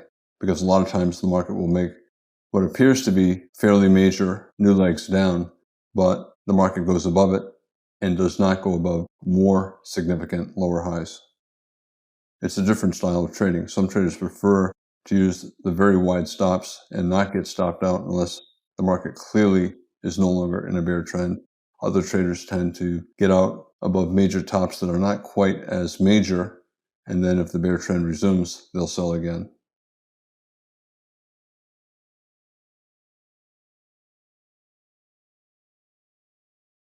Broad bear channel. Most traders are not going to let their stops get hit. This is a very strong reversal up. It's a minor reversal. It's a reversal in a bear channel. Maybe it's major. Some traders might call it a double bottom or a low major trend reversal. I'm not convinced that it's a major reversal. I would assume that this is fairly minor after this strong a sell-off. However, this is a very strong minor reversal up, and therefore traders will pay attention to the next reversal up, because after a very strong minor reversal, the next reversal is often major, and especially if there are other reasons to buy. Here we have a micro double bottom and a nested wedge. 3 reversals up, 1, 2, 3, and then 1, 2, 3.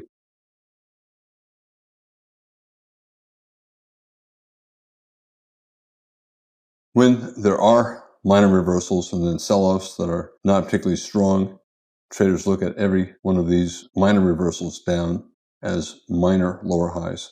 And rather than buying on a stop above those, bears will sell with limit orders at that high and scale in higher and keep a stop above the most recent major high. When the market goes above minor highs, like above this, or above that, or above this, bears assume the rally will fail and the bear trend will resume. Therefore, yes, it's rallying for 30 or 40 bars, but it's still more likely a bull leg in a trading range or a broad bear channel than the start of a bull trend, even though there's a higher low major trend reversal. Remember, most major trend reversals, 60% of them, do not lead to bull trends. They lead to either a trading range or a resumption of the bear trend. Again, some bears would sell above this high, arguing maybe this is not all that major, it's still part of a fairly tight channel here, and maybe this is the major lower high, and these are minor lower highs. So these bears would sell with a limit order here and put a stop above what they believe is a much more major lower high. At this point, the market has a wedge, and it has a nested wedge because there's a second wedge here. The third leg down subdivides into a wedge.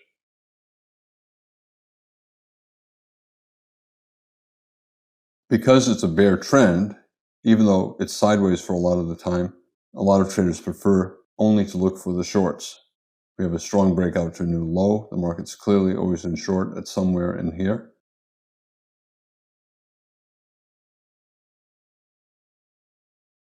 They'll look at these pullbacks as simply deep pullbacks in a broad bear channel, as long as the market continues to make lower highs.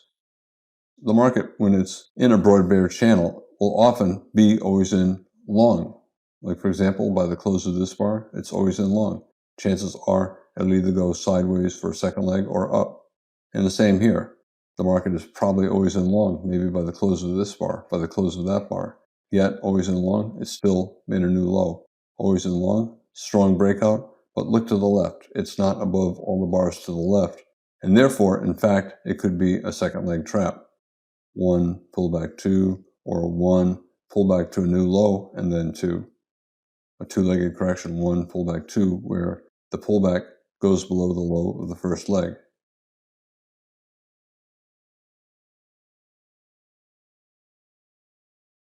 Since the past couple of days have been in a broad bear channel, the bears will keep selling every reversal down from what they believe is a minor trend reversal. So it rallies, they'll sell, stop up here. Rallies, they'll sell, stop up here or here. And we have a double top. You can call it a wedge, 1, 2, 3, where 2 and 3 form a double top. Traders are going to look to sell reversals down. Strong rally, but not above truly major lower highs, they'll sell. Here, strong rally above what some traders would consider a major lower high, but a bear bar, it's not above bigger lower highs. Traders will assume it's a bull leg in a trading range, and they'll sell a reversal down.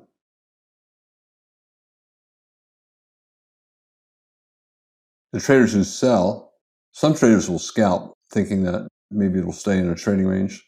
And if they do, they should always be trading for at least the minimum scalp, which is 1 point in the E-mini, and they want to get out with at least twice their actual risk, unless there's a high probability short. And shorting in a trading range like this is not all that high probability.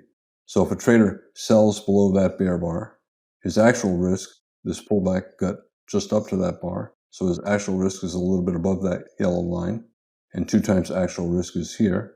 And you can see what happened when it got down here. It rallied because bulls were buying what they thought was a higher low major trend reversal, and bears were buying back their shorts at around 2 times actual risk.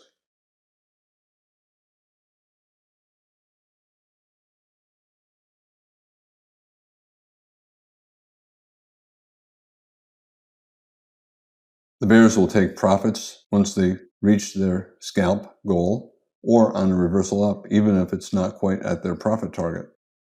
They sell here, 2 legs down, maybe a wedge bull flag, 1, 2, 3. They'll buy on a reversal up, especially a second reversal up, 1, pullback, and then 2. The bears who are selling here, a second entry short, 1, 2, are selling because they believe it's in a broad bear channel. They will look to take profits at the prior low or on a reversal up, like here.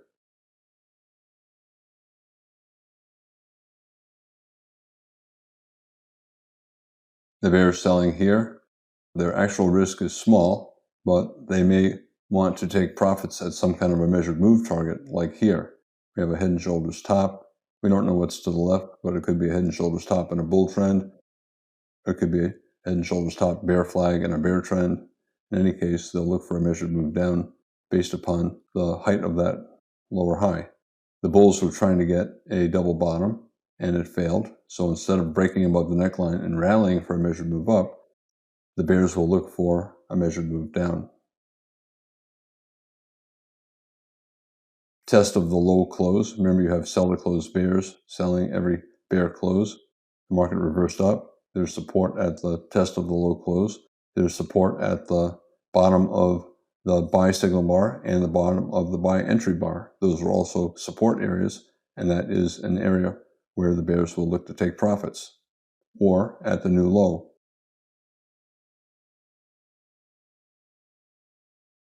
Bottom of a channel. Some bears will take profits with a limit order at that trend channel line, or on a reversal up, especially a second reversal up, 1, pullback 2, especially at a new low.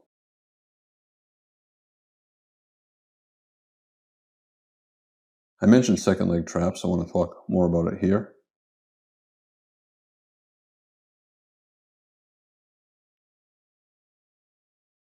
A broad bear channel is similar to a trading range that's sloped downward, and therefore it has a lot of characteristics of trading ranges. And one of the common things in a trading range is the market has a lot of two-legged moves, and the second leg is often very strong, leading traders to believe that it's on the verge of breaking out into a trend. But most trend attempts fail when the market's in a trading range and reverse. And that strong second leg simply traps traders into buying too high. In a broad bear channel, you can get second leg traps up or down.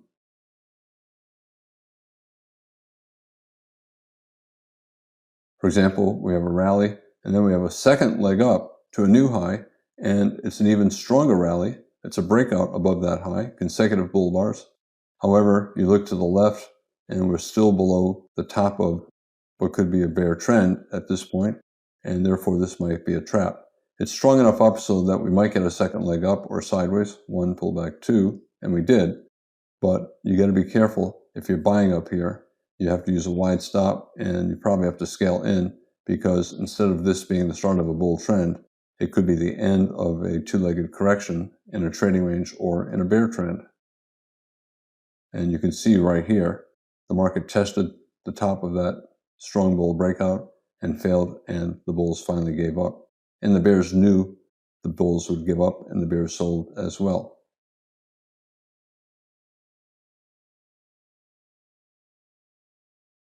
This is an example of two legs down in a bear trend. We gapped down, we rallied, and we sold off very strongly. Bears are hoping that the market will collapse and accelerate downward, but it's still a broad bear channel, which is similar to a trading range, and therefore you can get two legs down that trap traders into thinking the bear trend is becoming stronger. Sell the closed bears might sell here, but if they're quick thinking, they'll be disappointed by the doji bar, and then certainly disappointed by the bull bar that followed here, and they'll get out, fearful that this is simply a second leg trap at the bottom of a bear channel. The bears who sold that close, 3 consecutive bear closes, are disappointed by the next 3 bars, and a lot of them got out. And if they did not get out on the test of that low close over here, or anywhere in this tight range, they gave up here. You can see this bull breakout starting to reverse this sell-off, and this represents bears buying back their shorts, and it also represents bulls buying, expecting a leg up in a broad bear channel. And the final bears gave up here. If they did not give up here, they gave up here. And this became a two-legged trap going up in the bear channel. Leg 1, pullback 2, or leg 1, pullback 2, where the pullback is below the bottom of the first leg up. This is very similar to that, and they're close to one another in proximity, so they're probably part of the same process. This is the first leg, pullback, second leg, trapping traders into buying too high. but look to the left, you're still within a bear channel or a trading range, and you do not want to be buying too high in a broad bear channel or in a trading range. Traders who buy up here are probably going to get trapped.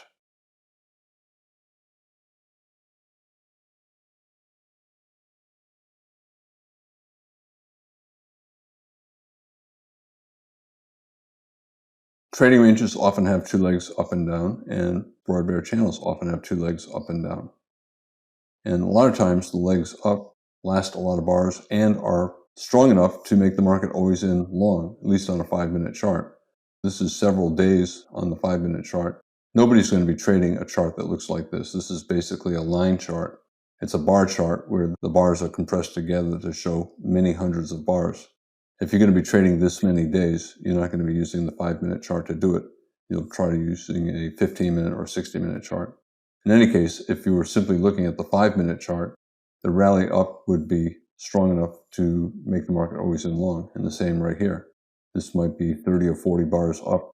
And if we were only looking at these 100 bars, this rally would be strong enough to make that chart always in long.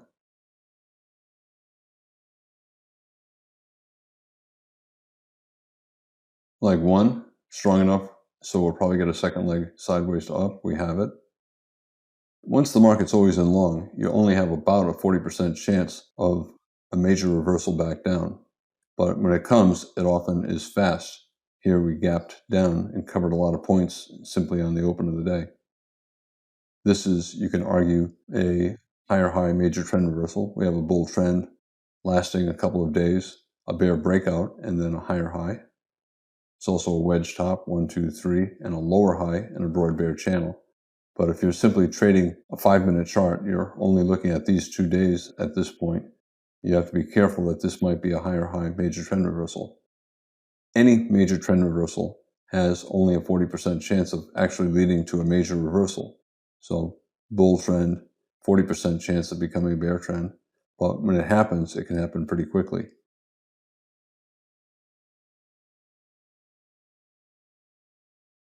If the bears get out for any reason during this stretch where the market was always in long, they have to be looking to sell again if they're looking back at the past several days and seeing that the market's in a broad bear channel. It's a higher high major trend reversal, which is a type of double top. So we have a double top, we have a neckline. The goal for the bears is at least a measured move down.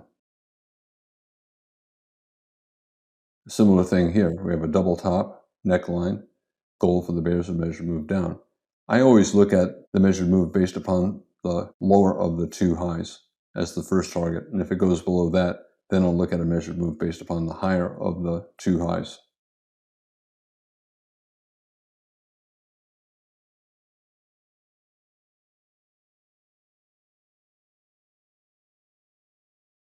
Traders are always paying attention to how far a breakout goes below a breakout point because they expect the next breakout to be similar.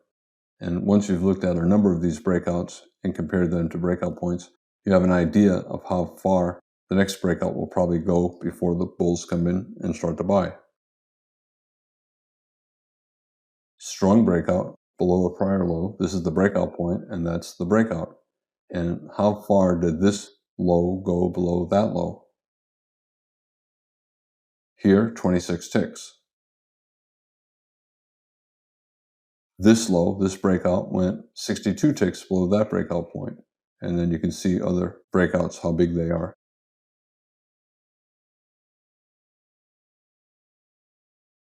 Bulls like to buy below prior lows, and they'll pay attention to how far lows have been below breakout points to get an idea of where they should buy. Should they buy exactly at the prior low, or should they look to buy a certain number of ticks below that prior low?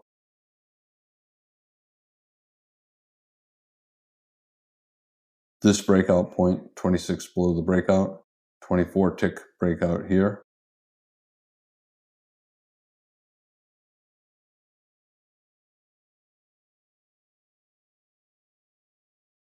Traders see this reversing up 26 ticks below that. We'll expect that if we get around 26 ticks below here, we'll probably reverse up.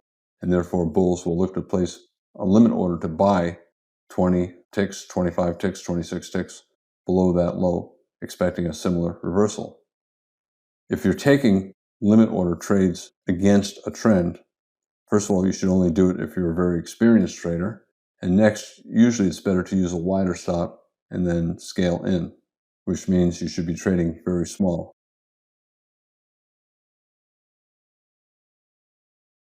A lot of the bulls who buy below a prior low will take profits at the prior low or somewhere above that prior low. Some traders will buy with a limit order at that low and then scale in more lower and get out break even at their original buy and then with a profit on their lower entry. Or they can take profits on a reversal down. Let's say a trader did not buy at that low and instead bought about 20 ticks below that low, and they expect the market to reverse up and retrace about half of the most recent bear leg. Therefore, they'll take profits in that general area, especially on a reversal down. Or they'll see a reversal up like this and think it's strong enough to get a second leg up. And because the second leg up is still probably a bear leg in a bear channel or in a trading range, they'll look to sell at that high or on a reversal down from that high.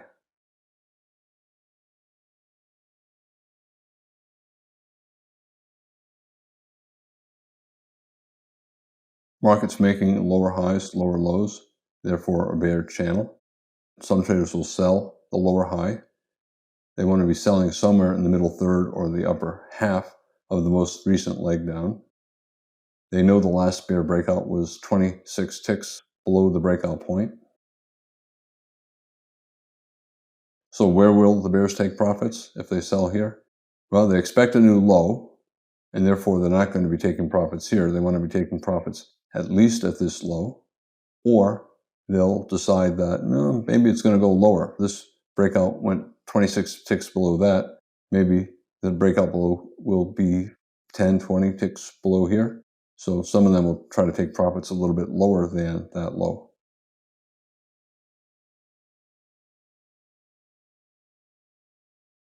Maybe take profits half the distance of the size of that breakout. This is 26 ticks. Maybe take profits 13 ticks below this low or on the reversal up.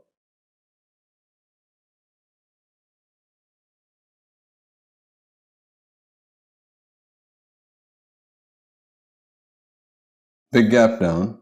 When the market is forming gaps, bears are more likely to swing and bulls are more likely to wait to buy. Well, you can see we gap down here below that low. Will bulls immediately buy on the open, betting that the gap will close? Some would do that. However, others would stop buying and wait until the market is entering a stairs pattern again. If you're buying in a bear trend, you want to see reversals right after the market makes a new low, and you want the pullbacks to go at least halfway up the most recent bear leg.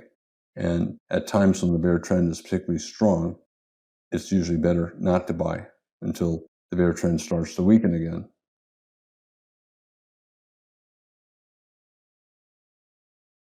This pullback slightly overlaps this breakout point, and it almost touches this breakout point exactly. Therefore, this high, which is leading to a reversal down, could be a fairly major high, and it's testing all of these lows and not getting much above them. These lows are therefore major. Therefore, this line is important. It's important resistance, and it often leads to a measured move down. So we know this line is important. It was support, and then it became resistance. I look to the left to find a major lower high, which is right here. And this point is major. It led to a strong breakout to a new low. This line is major. When you have two major points, they often create a third major point, a measured move down. If it falls below a measured move based upon that, which it did, traders will then look to the left for another major point and look for a measured move based upon that. The entire bear trend, we're breaking out below, maybe it'll fall for a measured move down.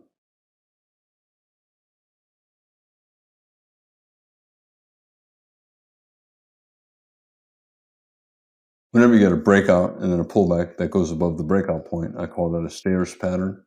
So the market is stair-stepping down. The pullbacks are going above the breakout points. That means that bulls can make money buying in a bear trend. It's still always better to be selling in a bear trend, but the bulls can make money.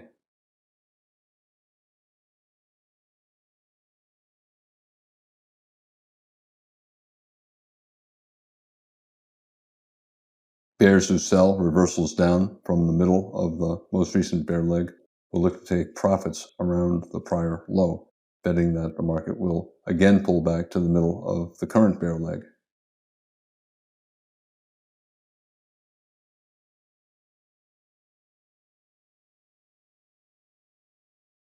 The bulls see what's going on as well. They see rallies going above breakout points, and they'll buy for a scalp somewhere back up to the middle of the most recent bear leg. Sometimes they'll buy at the prior low and scale in lower and just scalp out when it gets back to the breakout point. Other times they'll buy a reversal up and exit somewhere in the middle of the most recent bear leg.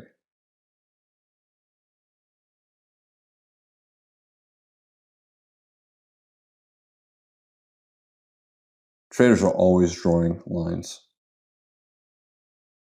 When the market reverses down and then reverses down a second time, they can draw a line, and they see what the market does when it gets to that line. If it stalls, they'll look to sell a reversal down. Market reverse down again, draw a line, and you can see traders sold around that line. Reverse down, you can draw a new line, and traders just keep doing that all day long. The market reverse down a second time, draw a line. And when above the line, reverse down, you can draw a new line using that new high. We then reverse down strongly here, go to the left, you can use this high or that high, draw a new line using this high, and watch what happens when the market gets there. A lot of traders will look to sell at that line or on reversal down from that line. It's a channel. All trends are in channels, and traders also draw lines using lows. The market reversed up here, they draw a line and see what happens if the market gets to that line. It broke below it, reversed up. You can now draw another line from this low and that reversal, and you get this. And you wait to see what happens here. You look for a reversal up. We have two reversals, 1, 2. You can draw a line and see what happens when the market gets near that line. Look to buy a reversal up, and you just keep doing that all the time. When the market's in a channel, especially one with fairly broad swings, 75% of the time when it's trying to break above the top or below the bottom of the channel, the breakout attempts will fail, and the market will have at least a minor reversal.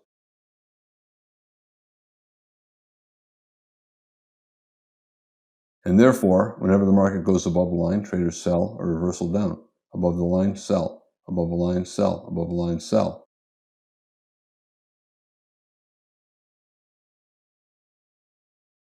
And the opposite true at the bottom. When it breaks below a line, traders look to buy a reversal up. When it's in a bear trend, especially a fairly steep trend, traders will focus more on selling. However, as long as the reversals up are fairly strong, bulls will buy as well.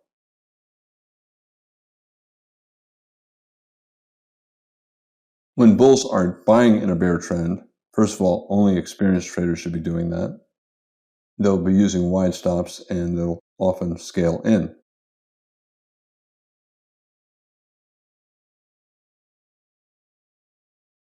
Some bulls buy with a limit order at the prior low.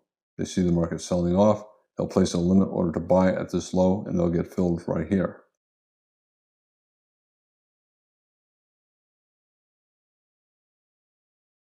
Where should their stop be? Well, maybe a measured move down from the height of this leg. The bulls are thinking that we have a rally, we have a pullback, maybe we'll get a double bottom and break above the neckline for a measured move up. On the other hand, the bears will want a breakout below and a measured move down. And therefore, a lot of the bulls who are going to scale in will put a stop just below a measured move down.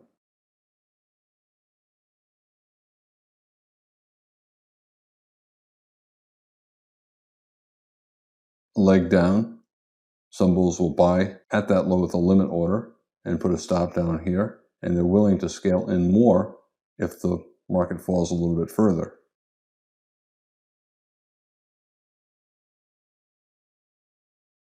Same thing here. The market reversed up. Theoretically, it could have formed a double bottom here and rallied above the neckline of the double bottom for a measured move up. If instead it falls, the bears will look for a measured move down. It's in a stairs pattern, so the bulls assume that it will not fall for the measured move down, and instead that there'll be buyers at or just below that low. So they'll buy with a limit order at that low, get filled here, and put a stop a little bit below the measured move target. Same thing.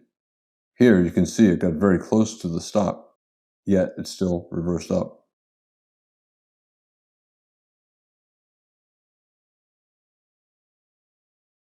If you're scalping longs in a bull trend, you should always go for at least a minimum scalp. In the E-mini, a minimum scalp is 1 point, and you should also be going for at least twice your actual risk. If a trade is high probability, you can scalp out at 1 times your actual risk.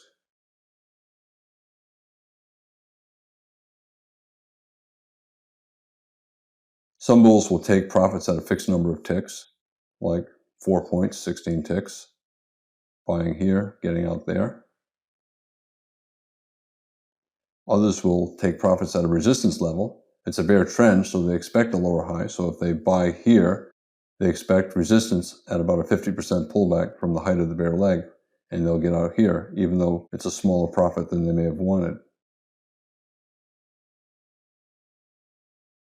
Others prefer to hold in case it becomes a bull trend, knowing that it probably will not. They buy here and they'll look to sell on a reversal down somewhere in the middle third of the most recent bear leg.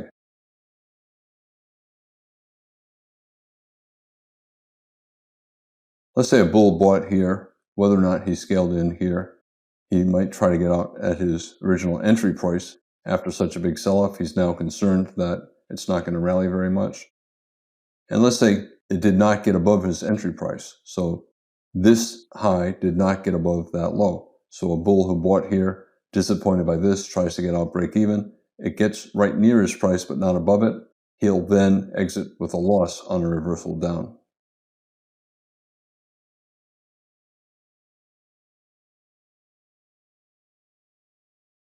A lot of experienced traders will buy small and they'll scale in lower and use a wide stop. By scaling in, you're increasing your probability, but anytime you improve your probability on a trade, because of the trader's equation, you have to reduce your risk reward. And that usually means you're increasing your risk and reducing your profit.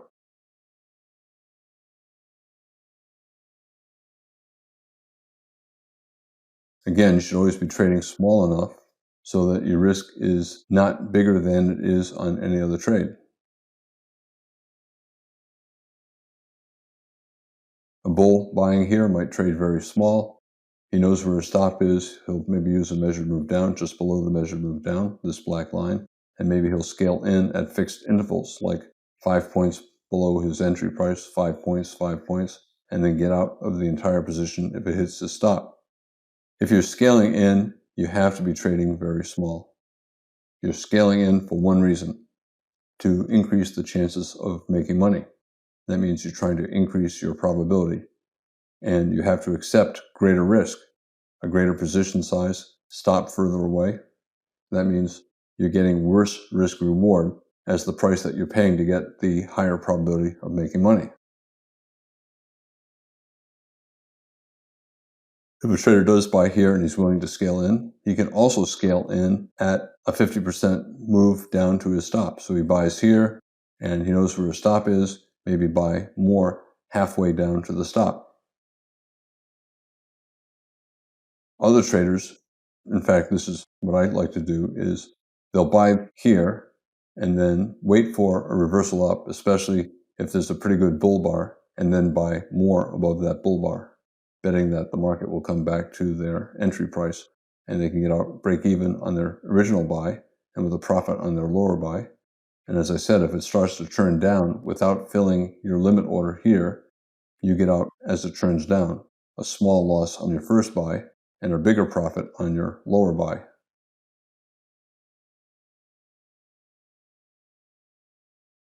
There's a second reason why traders sometimes scale in. One, obviously, is to make money, and the second is to avoid a loss. So if they buy and they're disappointed by the extent of the sell-off, they may buy more lower, and then to avoid a loss, try to get out in between their two entry prices.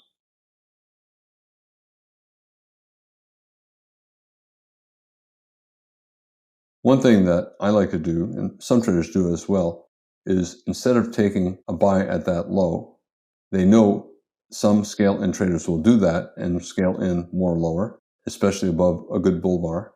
We cannot see this bar, so we don't know if it has a strong bull body. But if it does, a lot of bulls will buy more above that strong bull bar. A lot of times what I'll do is not take the first entry, wait for the strong bull bar, and buy above the bull bar, expecting it to come back to that first entry. And if it gets near there and starts to reverse down, you get out on the reversal down.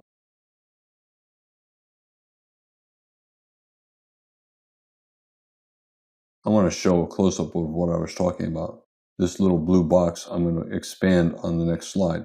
Remember I said that some bulls will buy with a limit order here and then buy more above a strong bull bar, expecting the market to get back to their original entry price.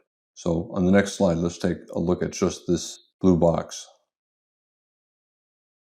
Okay, this is the slide that I just showed you. And this is a close-up of it. So bulls bought here, which is a test of that low right there.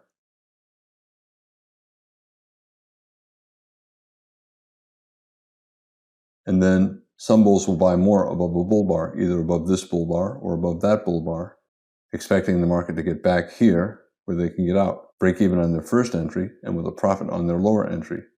Other traders do not take this entry if they think the trend is strong, and they'll simply look to buy where the scale end bulls will buy, and then take profits when it gets up to where the scale end bulls will get out. If it gets there and reverses down, especially with a decent bear bar, they'll get out below the low of that bar right here. So those traders will buy here or here, and then get out here with a profit.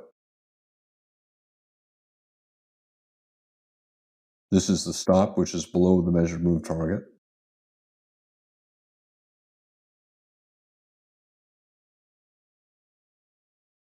Because it's a strong bear bar, even though there's a very strong rally, there's a bear bar closing on its low, and it's a breakout test. It's testing that breakout point over there to the left, which is this low, and it's reversing down.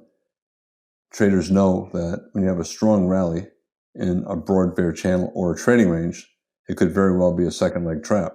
We have a first leg up, and then sideways, and then a second leg up. Unless it breaks above all the bars to the left, there's a reasonable chance, maybe 50-50 chance, it's a second leg trap, trapping traders into holding long, hoping for a bull trend, or buying high, hoping for a bull trend. But more likely, it's a second leg up in a broad bear channel or in a trading range. And if it starts to reverse down, you have to get out of longs because bears will be selling.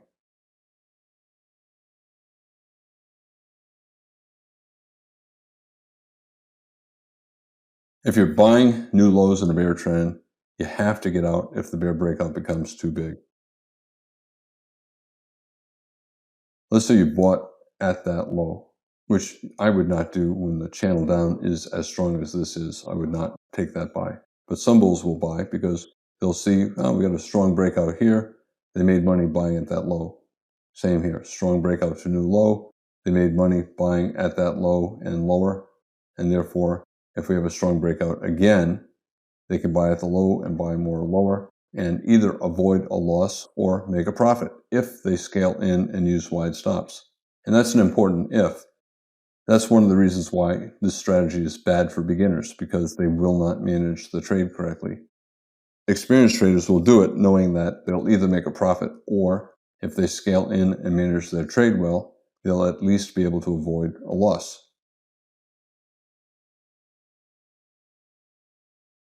Let's say you buy with a limit order at that low, and instead of using the height of the trading range for a stop, a measured move down, some traders might use 2 times the size of the biggest prior breakout. Here's a low, here's the breakout, here's a breakout below that low. The biggest prior breakout was 26 ticks. This low went 26 ticks below that low. And to give themselves a buffer, they might place a stop at 2 times that down here.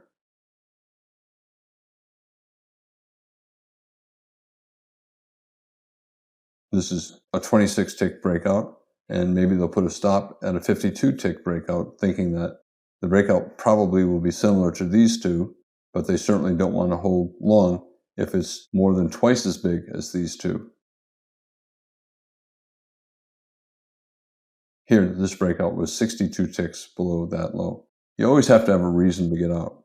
And as long as the reason is reasonable, it makes sense, then it's okay to take the loss. You can always buy on the reversal up. Like I said, a lot of traders will buy above a bull bar, knowing that limit order bulls will buy there and buy more above the bull bar. So if you did get stopped out, you can immediately buy again above a bull bar, expecting the market to get back up there.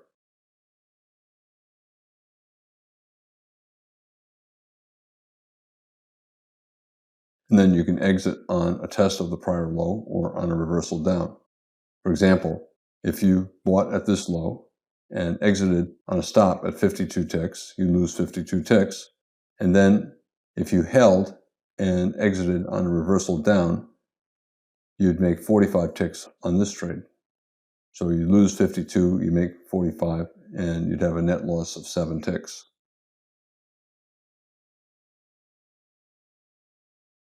Many traders like to enter on second reversals, so we reversed up, the bear trend tried to resume, and we're trying to reverse up a second time. So we have a small micro double bottom. That is a higher probability buy. Minimum scalp in the E-mini, 4 ticks, 1 point. Minimum reward is 1 to 2 times the actual risk.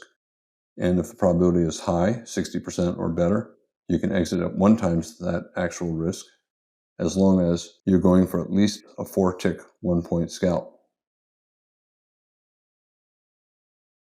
Let's say you bought on the reversal up, although you can't see this because I don't have it zoomed in. The actual risk was 4 ticks. 2 times the actual risk was 8 ticks. And the market went high enough up for you to get your 8 tick scalp.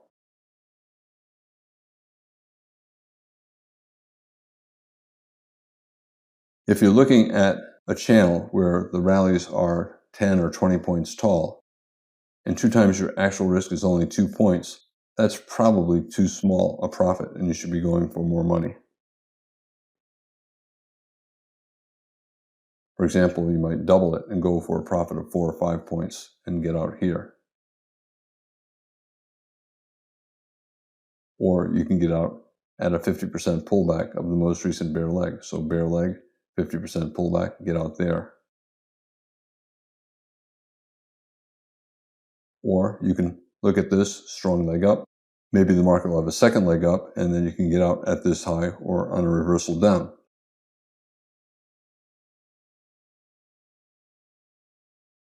Bear trends need lower highs, especially major lower highs. If the market goes above a major lower high, then it's either in a bull trend or a trading range. It's no longer in a bear trend, and therefore you do not want to be holding short. You get out on a stop above a major lower high. Whenever the market's in a channel or a trading range, second leg traps are common. The market has a very strong second leg, and you think that the market's converting from a channel into a trend, but it traps traders into buying too high if it's a second leg trap up, or selling too low if it's a strong second leg down. Because the reversals up go for a lot of bars and cover a lot of points, bulls can buy below bars and make money. More experienced traders will use wide stops and scale in. I'm Al Brooks. Thank you for watching the Brooks Trading Course. This is the 4th of 5 videos on trading broad bear channels.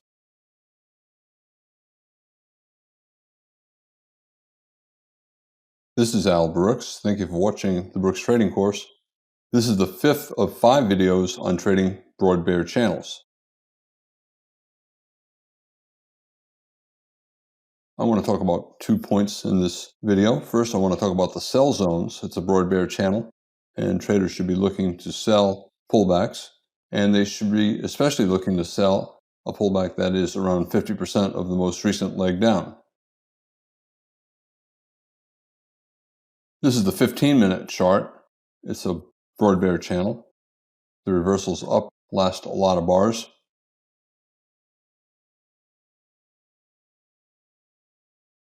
Whenever you get a strong sell-off and then an attempt to reverse back up, the bears are going to look to sell somewhere in the middle third of the most recent leg down. We have a bear breakout. This red box is the middle third. This is the sell zone. This is where the bears will be looking to sell. Some will place a limit order to sell at a 50% pullback from the high to the low. Others will sell on a reversal down. For example, we have a bear bar here, we have a bear bar here. Some traders prefer to sell using a stop below the bear bar, somewhere in the middle third of the most recent leg down. They'll put a stop above. Minimum goal is a new low. The risk is equal to the reward if you sell the 50% pullback. But the market's in a bear trend, and therefore the probability is higher that you'll get down to the reward before you get up to the stop. Therefore, the trader's equation is good.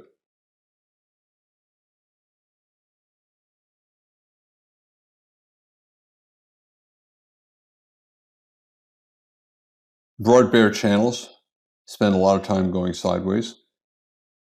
At times when it looks like it's more in a trading range than still in a channel, traders will look to sell in the top third instead of the middle third. They can sell with limit orders above prior highs, or they can sell with a limit order at a fixed percentage, like a 50 to 60% retracement of the bear leg. Here we have a bear leg. It's a trading range. This is about a 50 or 60% retracement of the bear leg. Therefore, about a 60 or 70% rally in the trading range. Most traders should be looking to sell with stops. Therefore, when the market's up in the upper third and starts to reverse down, traders can sell with a stop order below the low of the prior bar.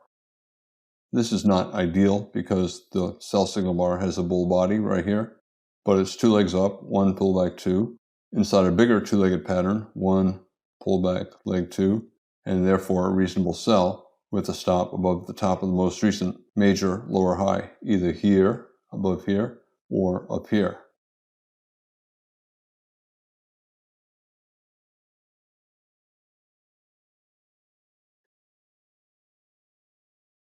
It's a bear trend. Bear trends are either breakouts, tight channels, or broad channels. This is a broad channel. It's a bear trend. It's the weakest type of bear trend, but it's a bear trend. And therefore, you can sell at any time for any reason as long as you use an appropriate stop. The stop above the most recent major lower high. Strong breakout to a new low. This high is major.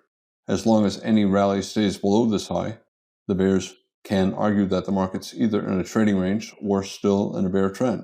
If it goes above that high, then it's no longer a bear trend. Then it's either a trading range or a bull trend. And if you're selling because it's a bear trend and it goes above this high, you know it's not a bear trend, of course you want to get out, and therefore it's reasonable to get out if your stop is hit. You can sell at any time, including on a breakout to new low. You can place a stop order to sell just below this low. You can place a stop order to sell just below this low or any low. However, because it's a broad channel, the pullbacks are deep. They retrace a lot of the prior bear leg. You usually can get a much better entry price than selling at that low by simply waiting for a rally above that low. Every time there's a strong breakout to a new low, it begins with a major lower high. And after each new strong breakout to a new low, traders will put their stop above the most recent major lower high. Let's say you sold up here and you're holding short, and then we got another breakout to a new low. This is the most recent major high. So it doesn't matter where you sold, you're going to have your stop above this most recent major lower high.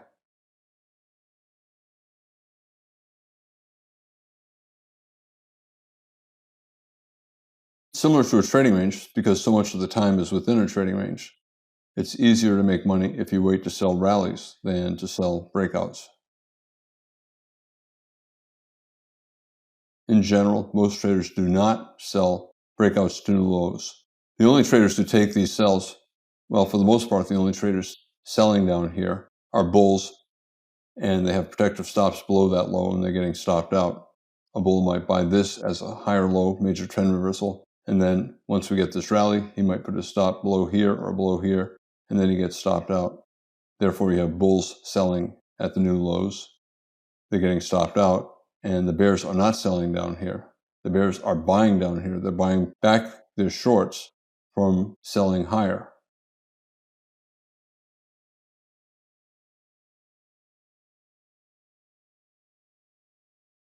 Instead of selling at new lows, the bears are using prior lows to take profits. They want to take profits somewhere at or below the prior low. If you sell here, you might want to take a profit at that low or some fixed number of points below it, or at some other resistance like the bottom of a channel. And that's true with any of these rallies. Bears are selling rallies and then taking profits somewhere below the most recent prior low. It's reasonable to take profits at the low with a limit order or on a reversal up from below the low. For example, here, if a bear sold here, he might take profits, partial profits, or full profits here, and then he'll take more profits or exit completely on a reversal up, especially a micro double bottom and a decent buy signal bar. The bulls know the bears are buying, and if the bears are buying, the market's going to go up, not down, and the bulls therefore buy exactly where the bears are getting out, betting that there'll be a reversal up that will go up far enough for the bulls to make a profit.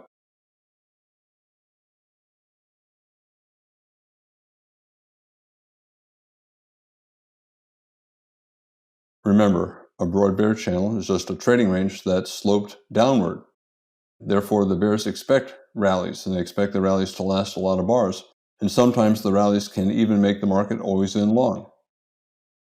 However, as long as any rally stays below the most recent major lower high, it's still in a bear trend.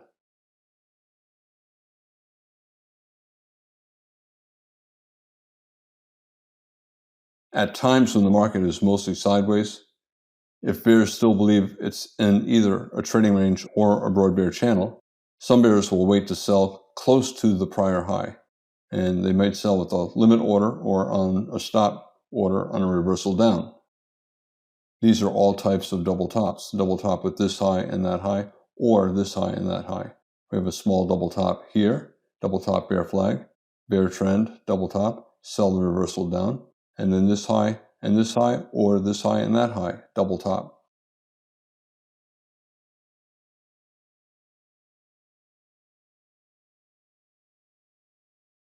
The bears believe that it's in a bear trend. They're expecting every reversal up to fail. Therefore, if there's a big bull trend bar in the middle third or top third of the most recent sell-off, bears will sell the close, betting that the bull breakout will fail and that the bear trend will resume.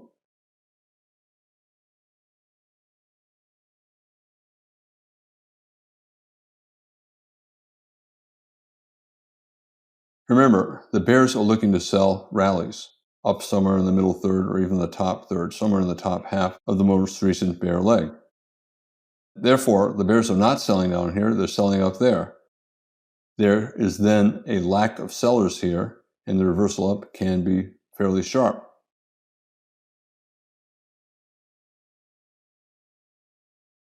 You get a buy vacuum up to the resistance area, up to the sell zone, and it can be fairly sharp, and the market can even become always in long. Here we have a series of bull bars, and the market probably is always in long for most traders here. Here, a good bull breakout above a bear flag, market might be always in long for a lot of traders.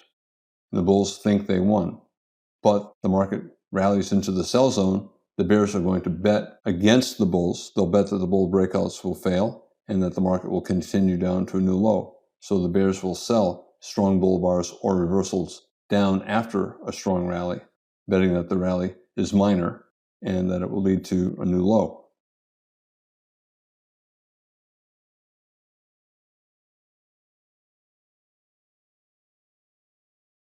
When the market gets up into the sell zone, the upper 2/3, the upper half, the bears overwhelm the bulls and the bulls take profits. Most of the bulls are scalping because they know the market's in a bear trend.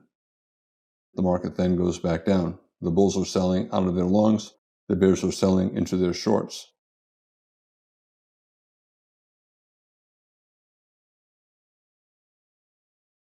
Whenever the market's in a broad bear channel, there are many times when you have two choices for stops and both are reasonable. A major lower high, we have a double top and a breakout to new low. Reasonable location for a stop.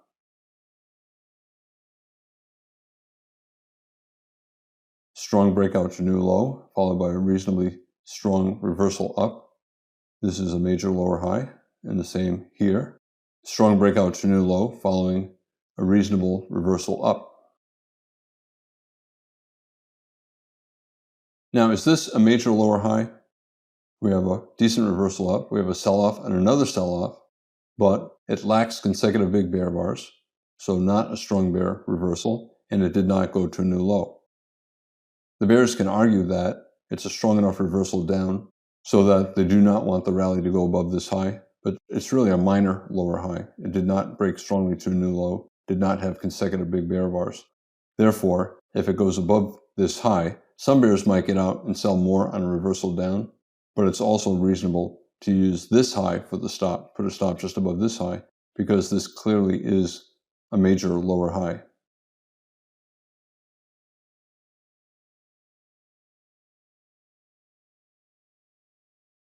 If you do use the tighter stop, you'll lose less money, but you'll lose more often.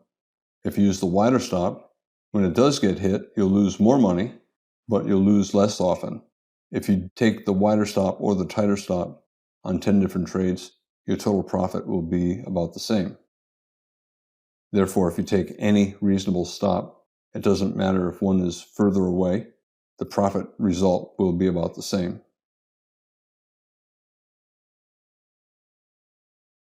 Bears using the tighter stop will sell on the reversal down. Here is the end of the day, and you might wait for a big bear bar and a follow-through close bar and then sell the close.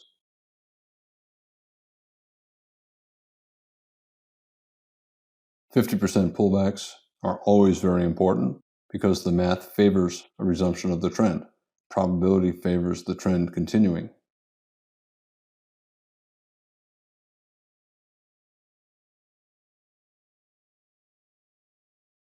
We're in a bear channel. We're forming lower highs and lower lows. It's a weak trend. It spends a lot of time going sideways, and sometimes it reverses up strongly enough for the market to become always in long.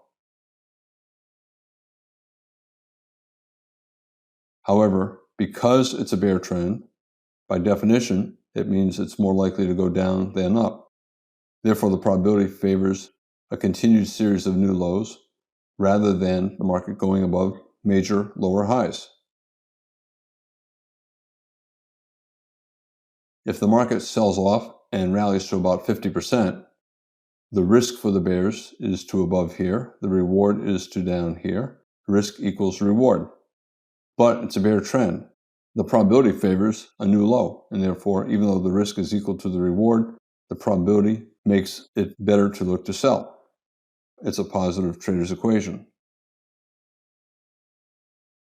Bear leg, traders will sell a 50% pullback. Some will sell with a limit order, others will sell with a stop on the reversal down. If you sell with the limit order, your profit target is a new low, and your risk is just above that high. So the reward is equal to the risk, or just about equal to the risk, but you're in a bear trend, so the probability favors the bears. Therefore, the trader's equation is good for taking that short.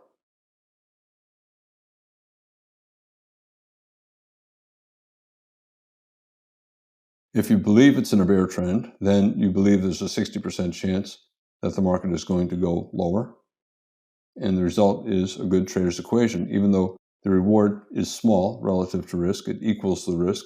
The probability more than offsets the weak risk reward. Stop of the top of the most recent major lower high.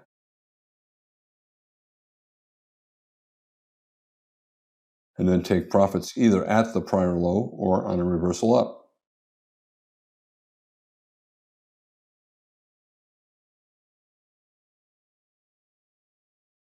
A new bear leg, traders will sell, or many traders will sell with a limit order 50% of the way up, betting that the market's in a bear trend and therefore it's probably going to a new low before it gets above a major lower high. And they're correct. Therefore, you can sell and go for a reward equal to your risk, knowing that the 60% probability of reaching your target before hitting your stop makes the trader's equation positive. Many traders prefer to enter with stop orders, so they'll enter below the prior bar on a reversal down, especially if it has a bear body, like here or here. And then take partial or full profits at the prior low. Or on a reversal up, here or here. Or at the end of the session. This is the end of the day. And if you sold up here or anywhere in here, and you're at the end of the session, and you do not want to hold overnight, you just get out right before the close.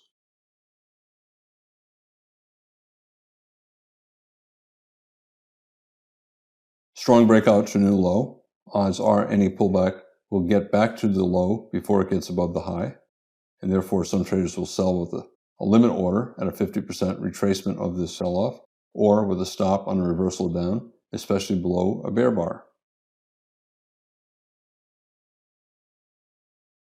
5-minute Globex chart.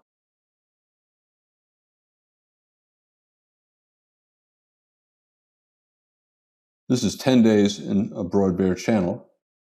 On the 60-minute chart, it's a fairly tight bear channel. The pullbacks are sometimes 20 points tall, and a 20-point pullback means a fairly broad channel on the 5-minute chart. Every broad bear channel is going to have trading ranges, lots of trading ranges. And some of them are nested within bigger trading ranges. Trading range typically is breakout mode.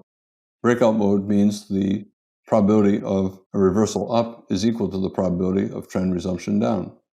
However, the market's in a fairly tight bear channel on a higher time frame chart, and that means even if you do get a bull breakout, the odds are the market's going to continue lower. Every trading range in a bear trend has a bottoming pattern, and it also has a continuation pattern, bear flag. Every trading range in a bear trend is a bear flag, but there's always a bottom within it as well. We have a trading range here, and it was part of a triangle. This whole area is a trading range as well, and it's a lower high major trend reversal, head and shoulders top. Now we have an expanding triangle bottom, 2 legs down, 1 pullback 2.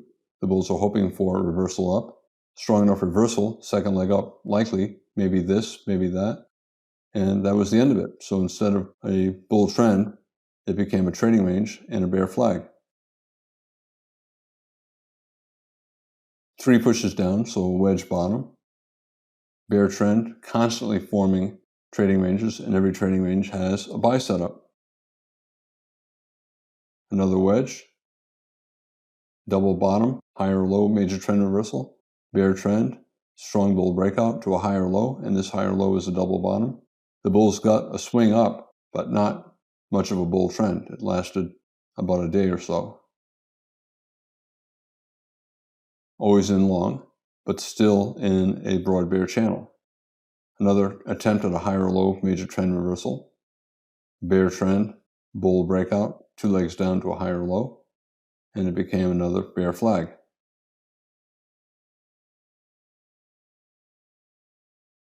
Whenever you see any kind of a pattern, there are often multiple ways to label it, but never lose sight of the goal.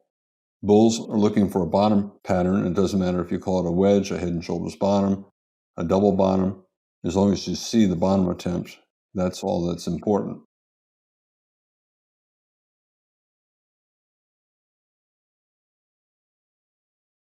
Some of these bottoms led to rallies that lasted for hours, yet they formed major lower highs.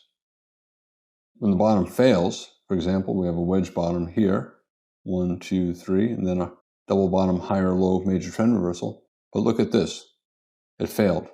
The bulls who bought put a stop below here or here, and they got stopped out. And the bulls give up, and that results in sometimes a fairly sharp breakout below the prior low. Bulls tried to get a reversal. They had a triangle bottom. They were hoping for a reversal up, and they gave up. Bulls tried to get a double bottom or triangle, high or low, after a strong bear breakout. They gave up. Bulls gave up. Bulls gave up. Despite all of these bottoms, the bulls gave up. Whenever there's a breakout, the bears are going to look for some kind of a measured move down.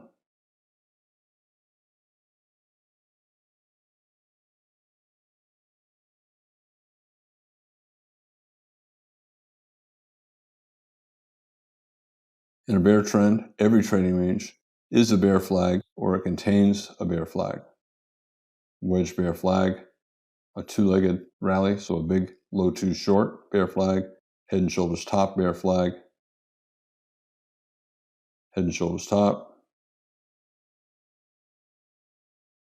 low two legs up, one pullback two, so a low two bear flag and lower high major trend reversal. We have a bull breakout of a triangle that failed. Double top, lower high double top. A wedge rally, so a wedge rally to a double top.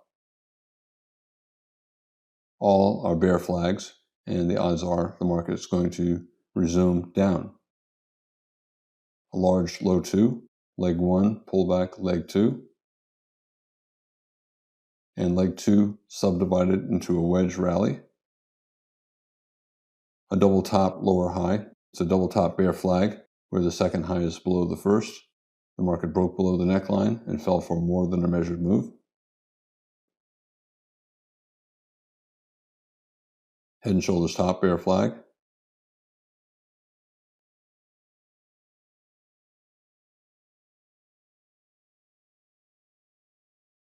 Whenever the market's in a trading range, the probability is close to 50-50 for a bull breakout or a bear breakout. But as long as the market's making a series of lower highs, the probability is always slightly higher that there'll be a successful bear breakout below the bottom of the trading range. Consequently, it's easier for the bears to make money. On a higher time frame chart, as I said, this is a fairly tight channel on the 60-minute chart. That tells you that on the 60-minute chart, it's certainly going to be easier making money selling because you're in a fairly tight channel. This is the 5-minute chart. It's a broad channel.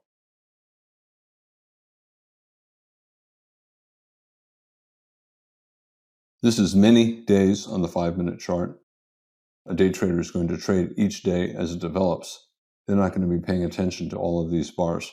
They might be aware of the market being in a bear channel, but they know that the market is often always in long in a broad bear channel, and if you're a day trader, you're going to be buying during this rally.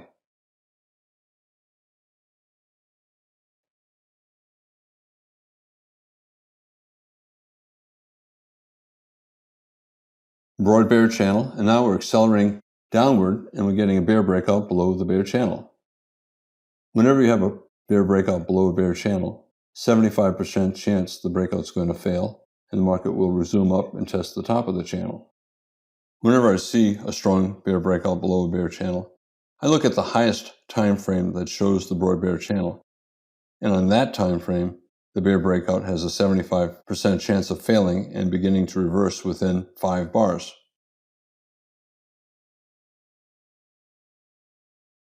This is a 60-minute chart of this 5-minute chart. It fell for about 5 or 6 bars and then reversed. Only a 25% chance that a breakout below a bear channel will result in an even stronger bear trend. 75% chance it's going to fail and reverse back up to at least the top of the channel. Here, I have a 60-minute chart. I could have put a 90-minute chart up and it would have been the same thing, and the reversal would have occurred after about 4 or 5 bars.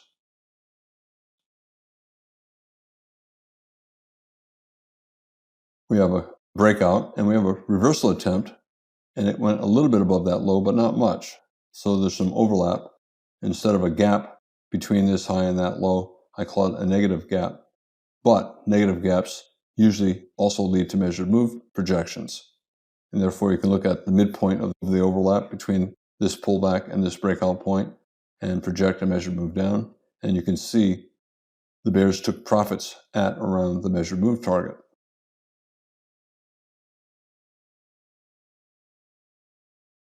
Very strong bear breakout. And if you're trading the 5-minute chart, you're going to trade it like you would any breakout, and you'd sell for any reason and hold for a swing down.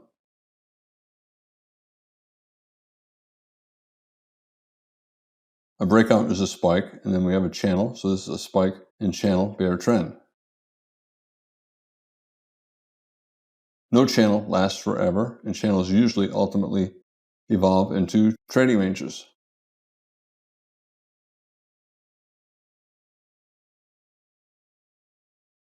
There's only a 25% chance of a successful bear breakout and then a strong sell-off and another bear trend.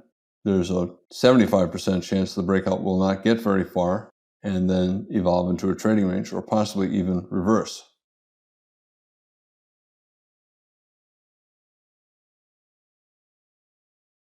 Very strong rally in a tight bull channel, 5-minute chart. If you looked at a higher time frame chart, this would be a breakout, and therefore it's a spike pullback channel. So spike and channel bull trend. Here we have a spike and channel down. We have a broad bear channel. Broad bear channels usually evolve into big trading ranges, and that's what happened here. A broad bear channel has lots of two-sided trading, and at some point the bulls take control and we get a bull leg. The broad bear channel ultimately becomes a bear leg in a big trading range, and that means it'll lead to a bull leg in that trading range.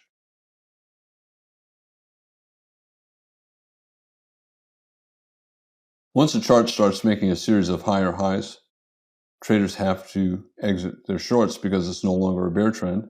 It's now a bull trend, and the bears will stop selling if the bull trend is strong.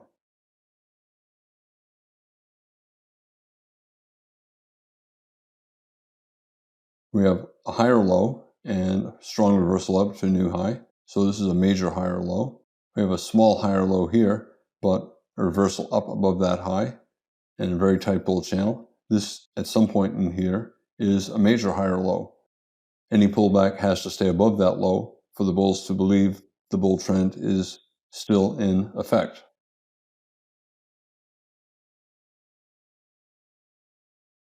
I talked about sell zones in broad bear channels. Bears start to sell somewhere in the middle third. If the broad bear channel is mostly sideways, mostly in a trading range, the bears will look to sell further up, maybe in the top third. Traders are always looking to sell a 50% pullback because they know the market's in a bear trend. Therefore, the probability is 60% or more that the market will go to a new low before it goes above a major lower high. Traders therefore sell either with a limit order around a 50% pullback or on a reversal down, expecting a new low.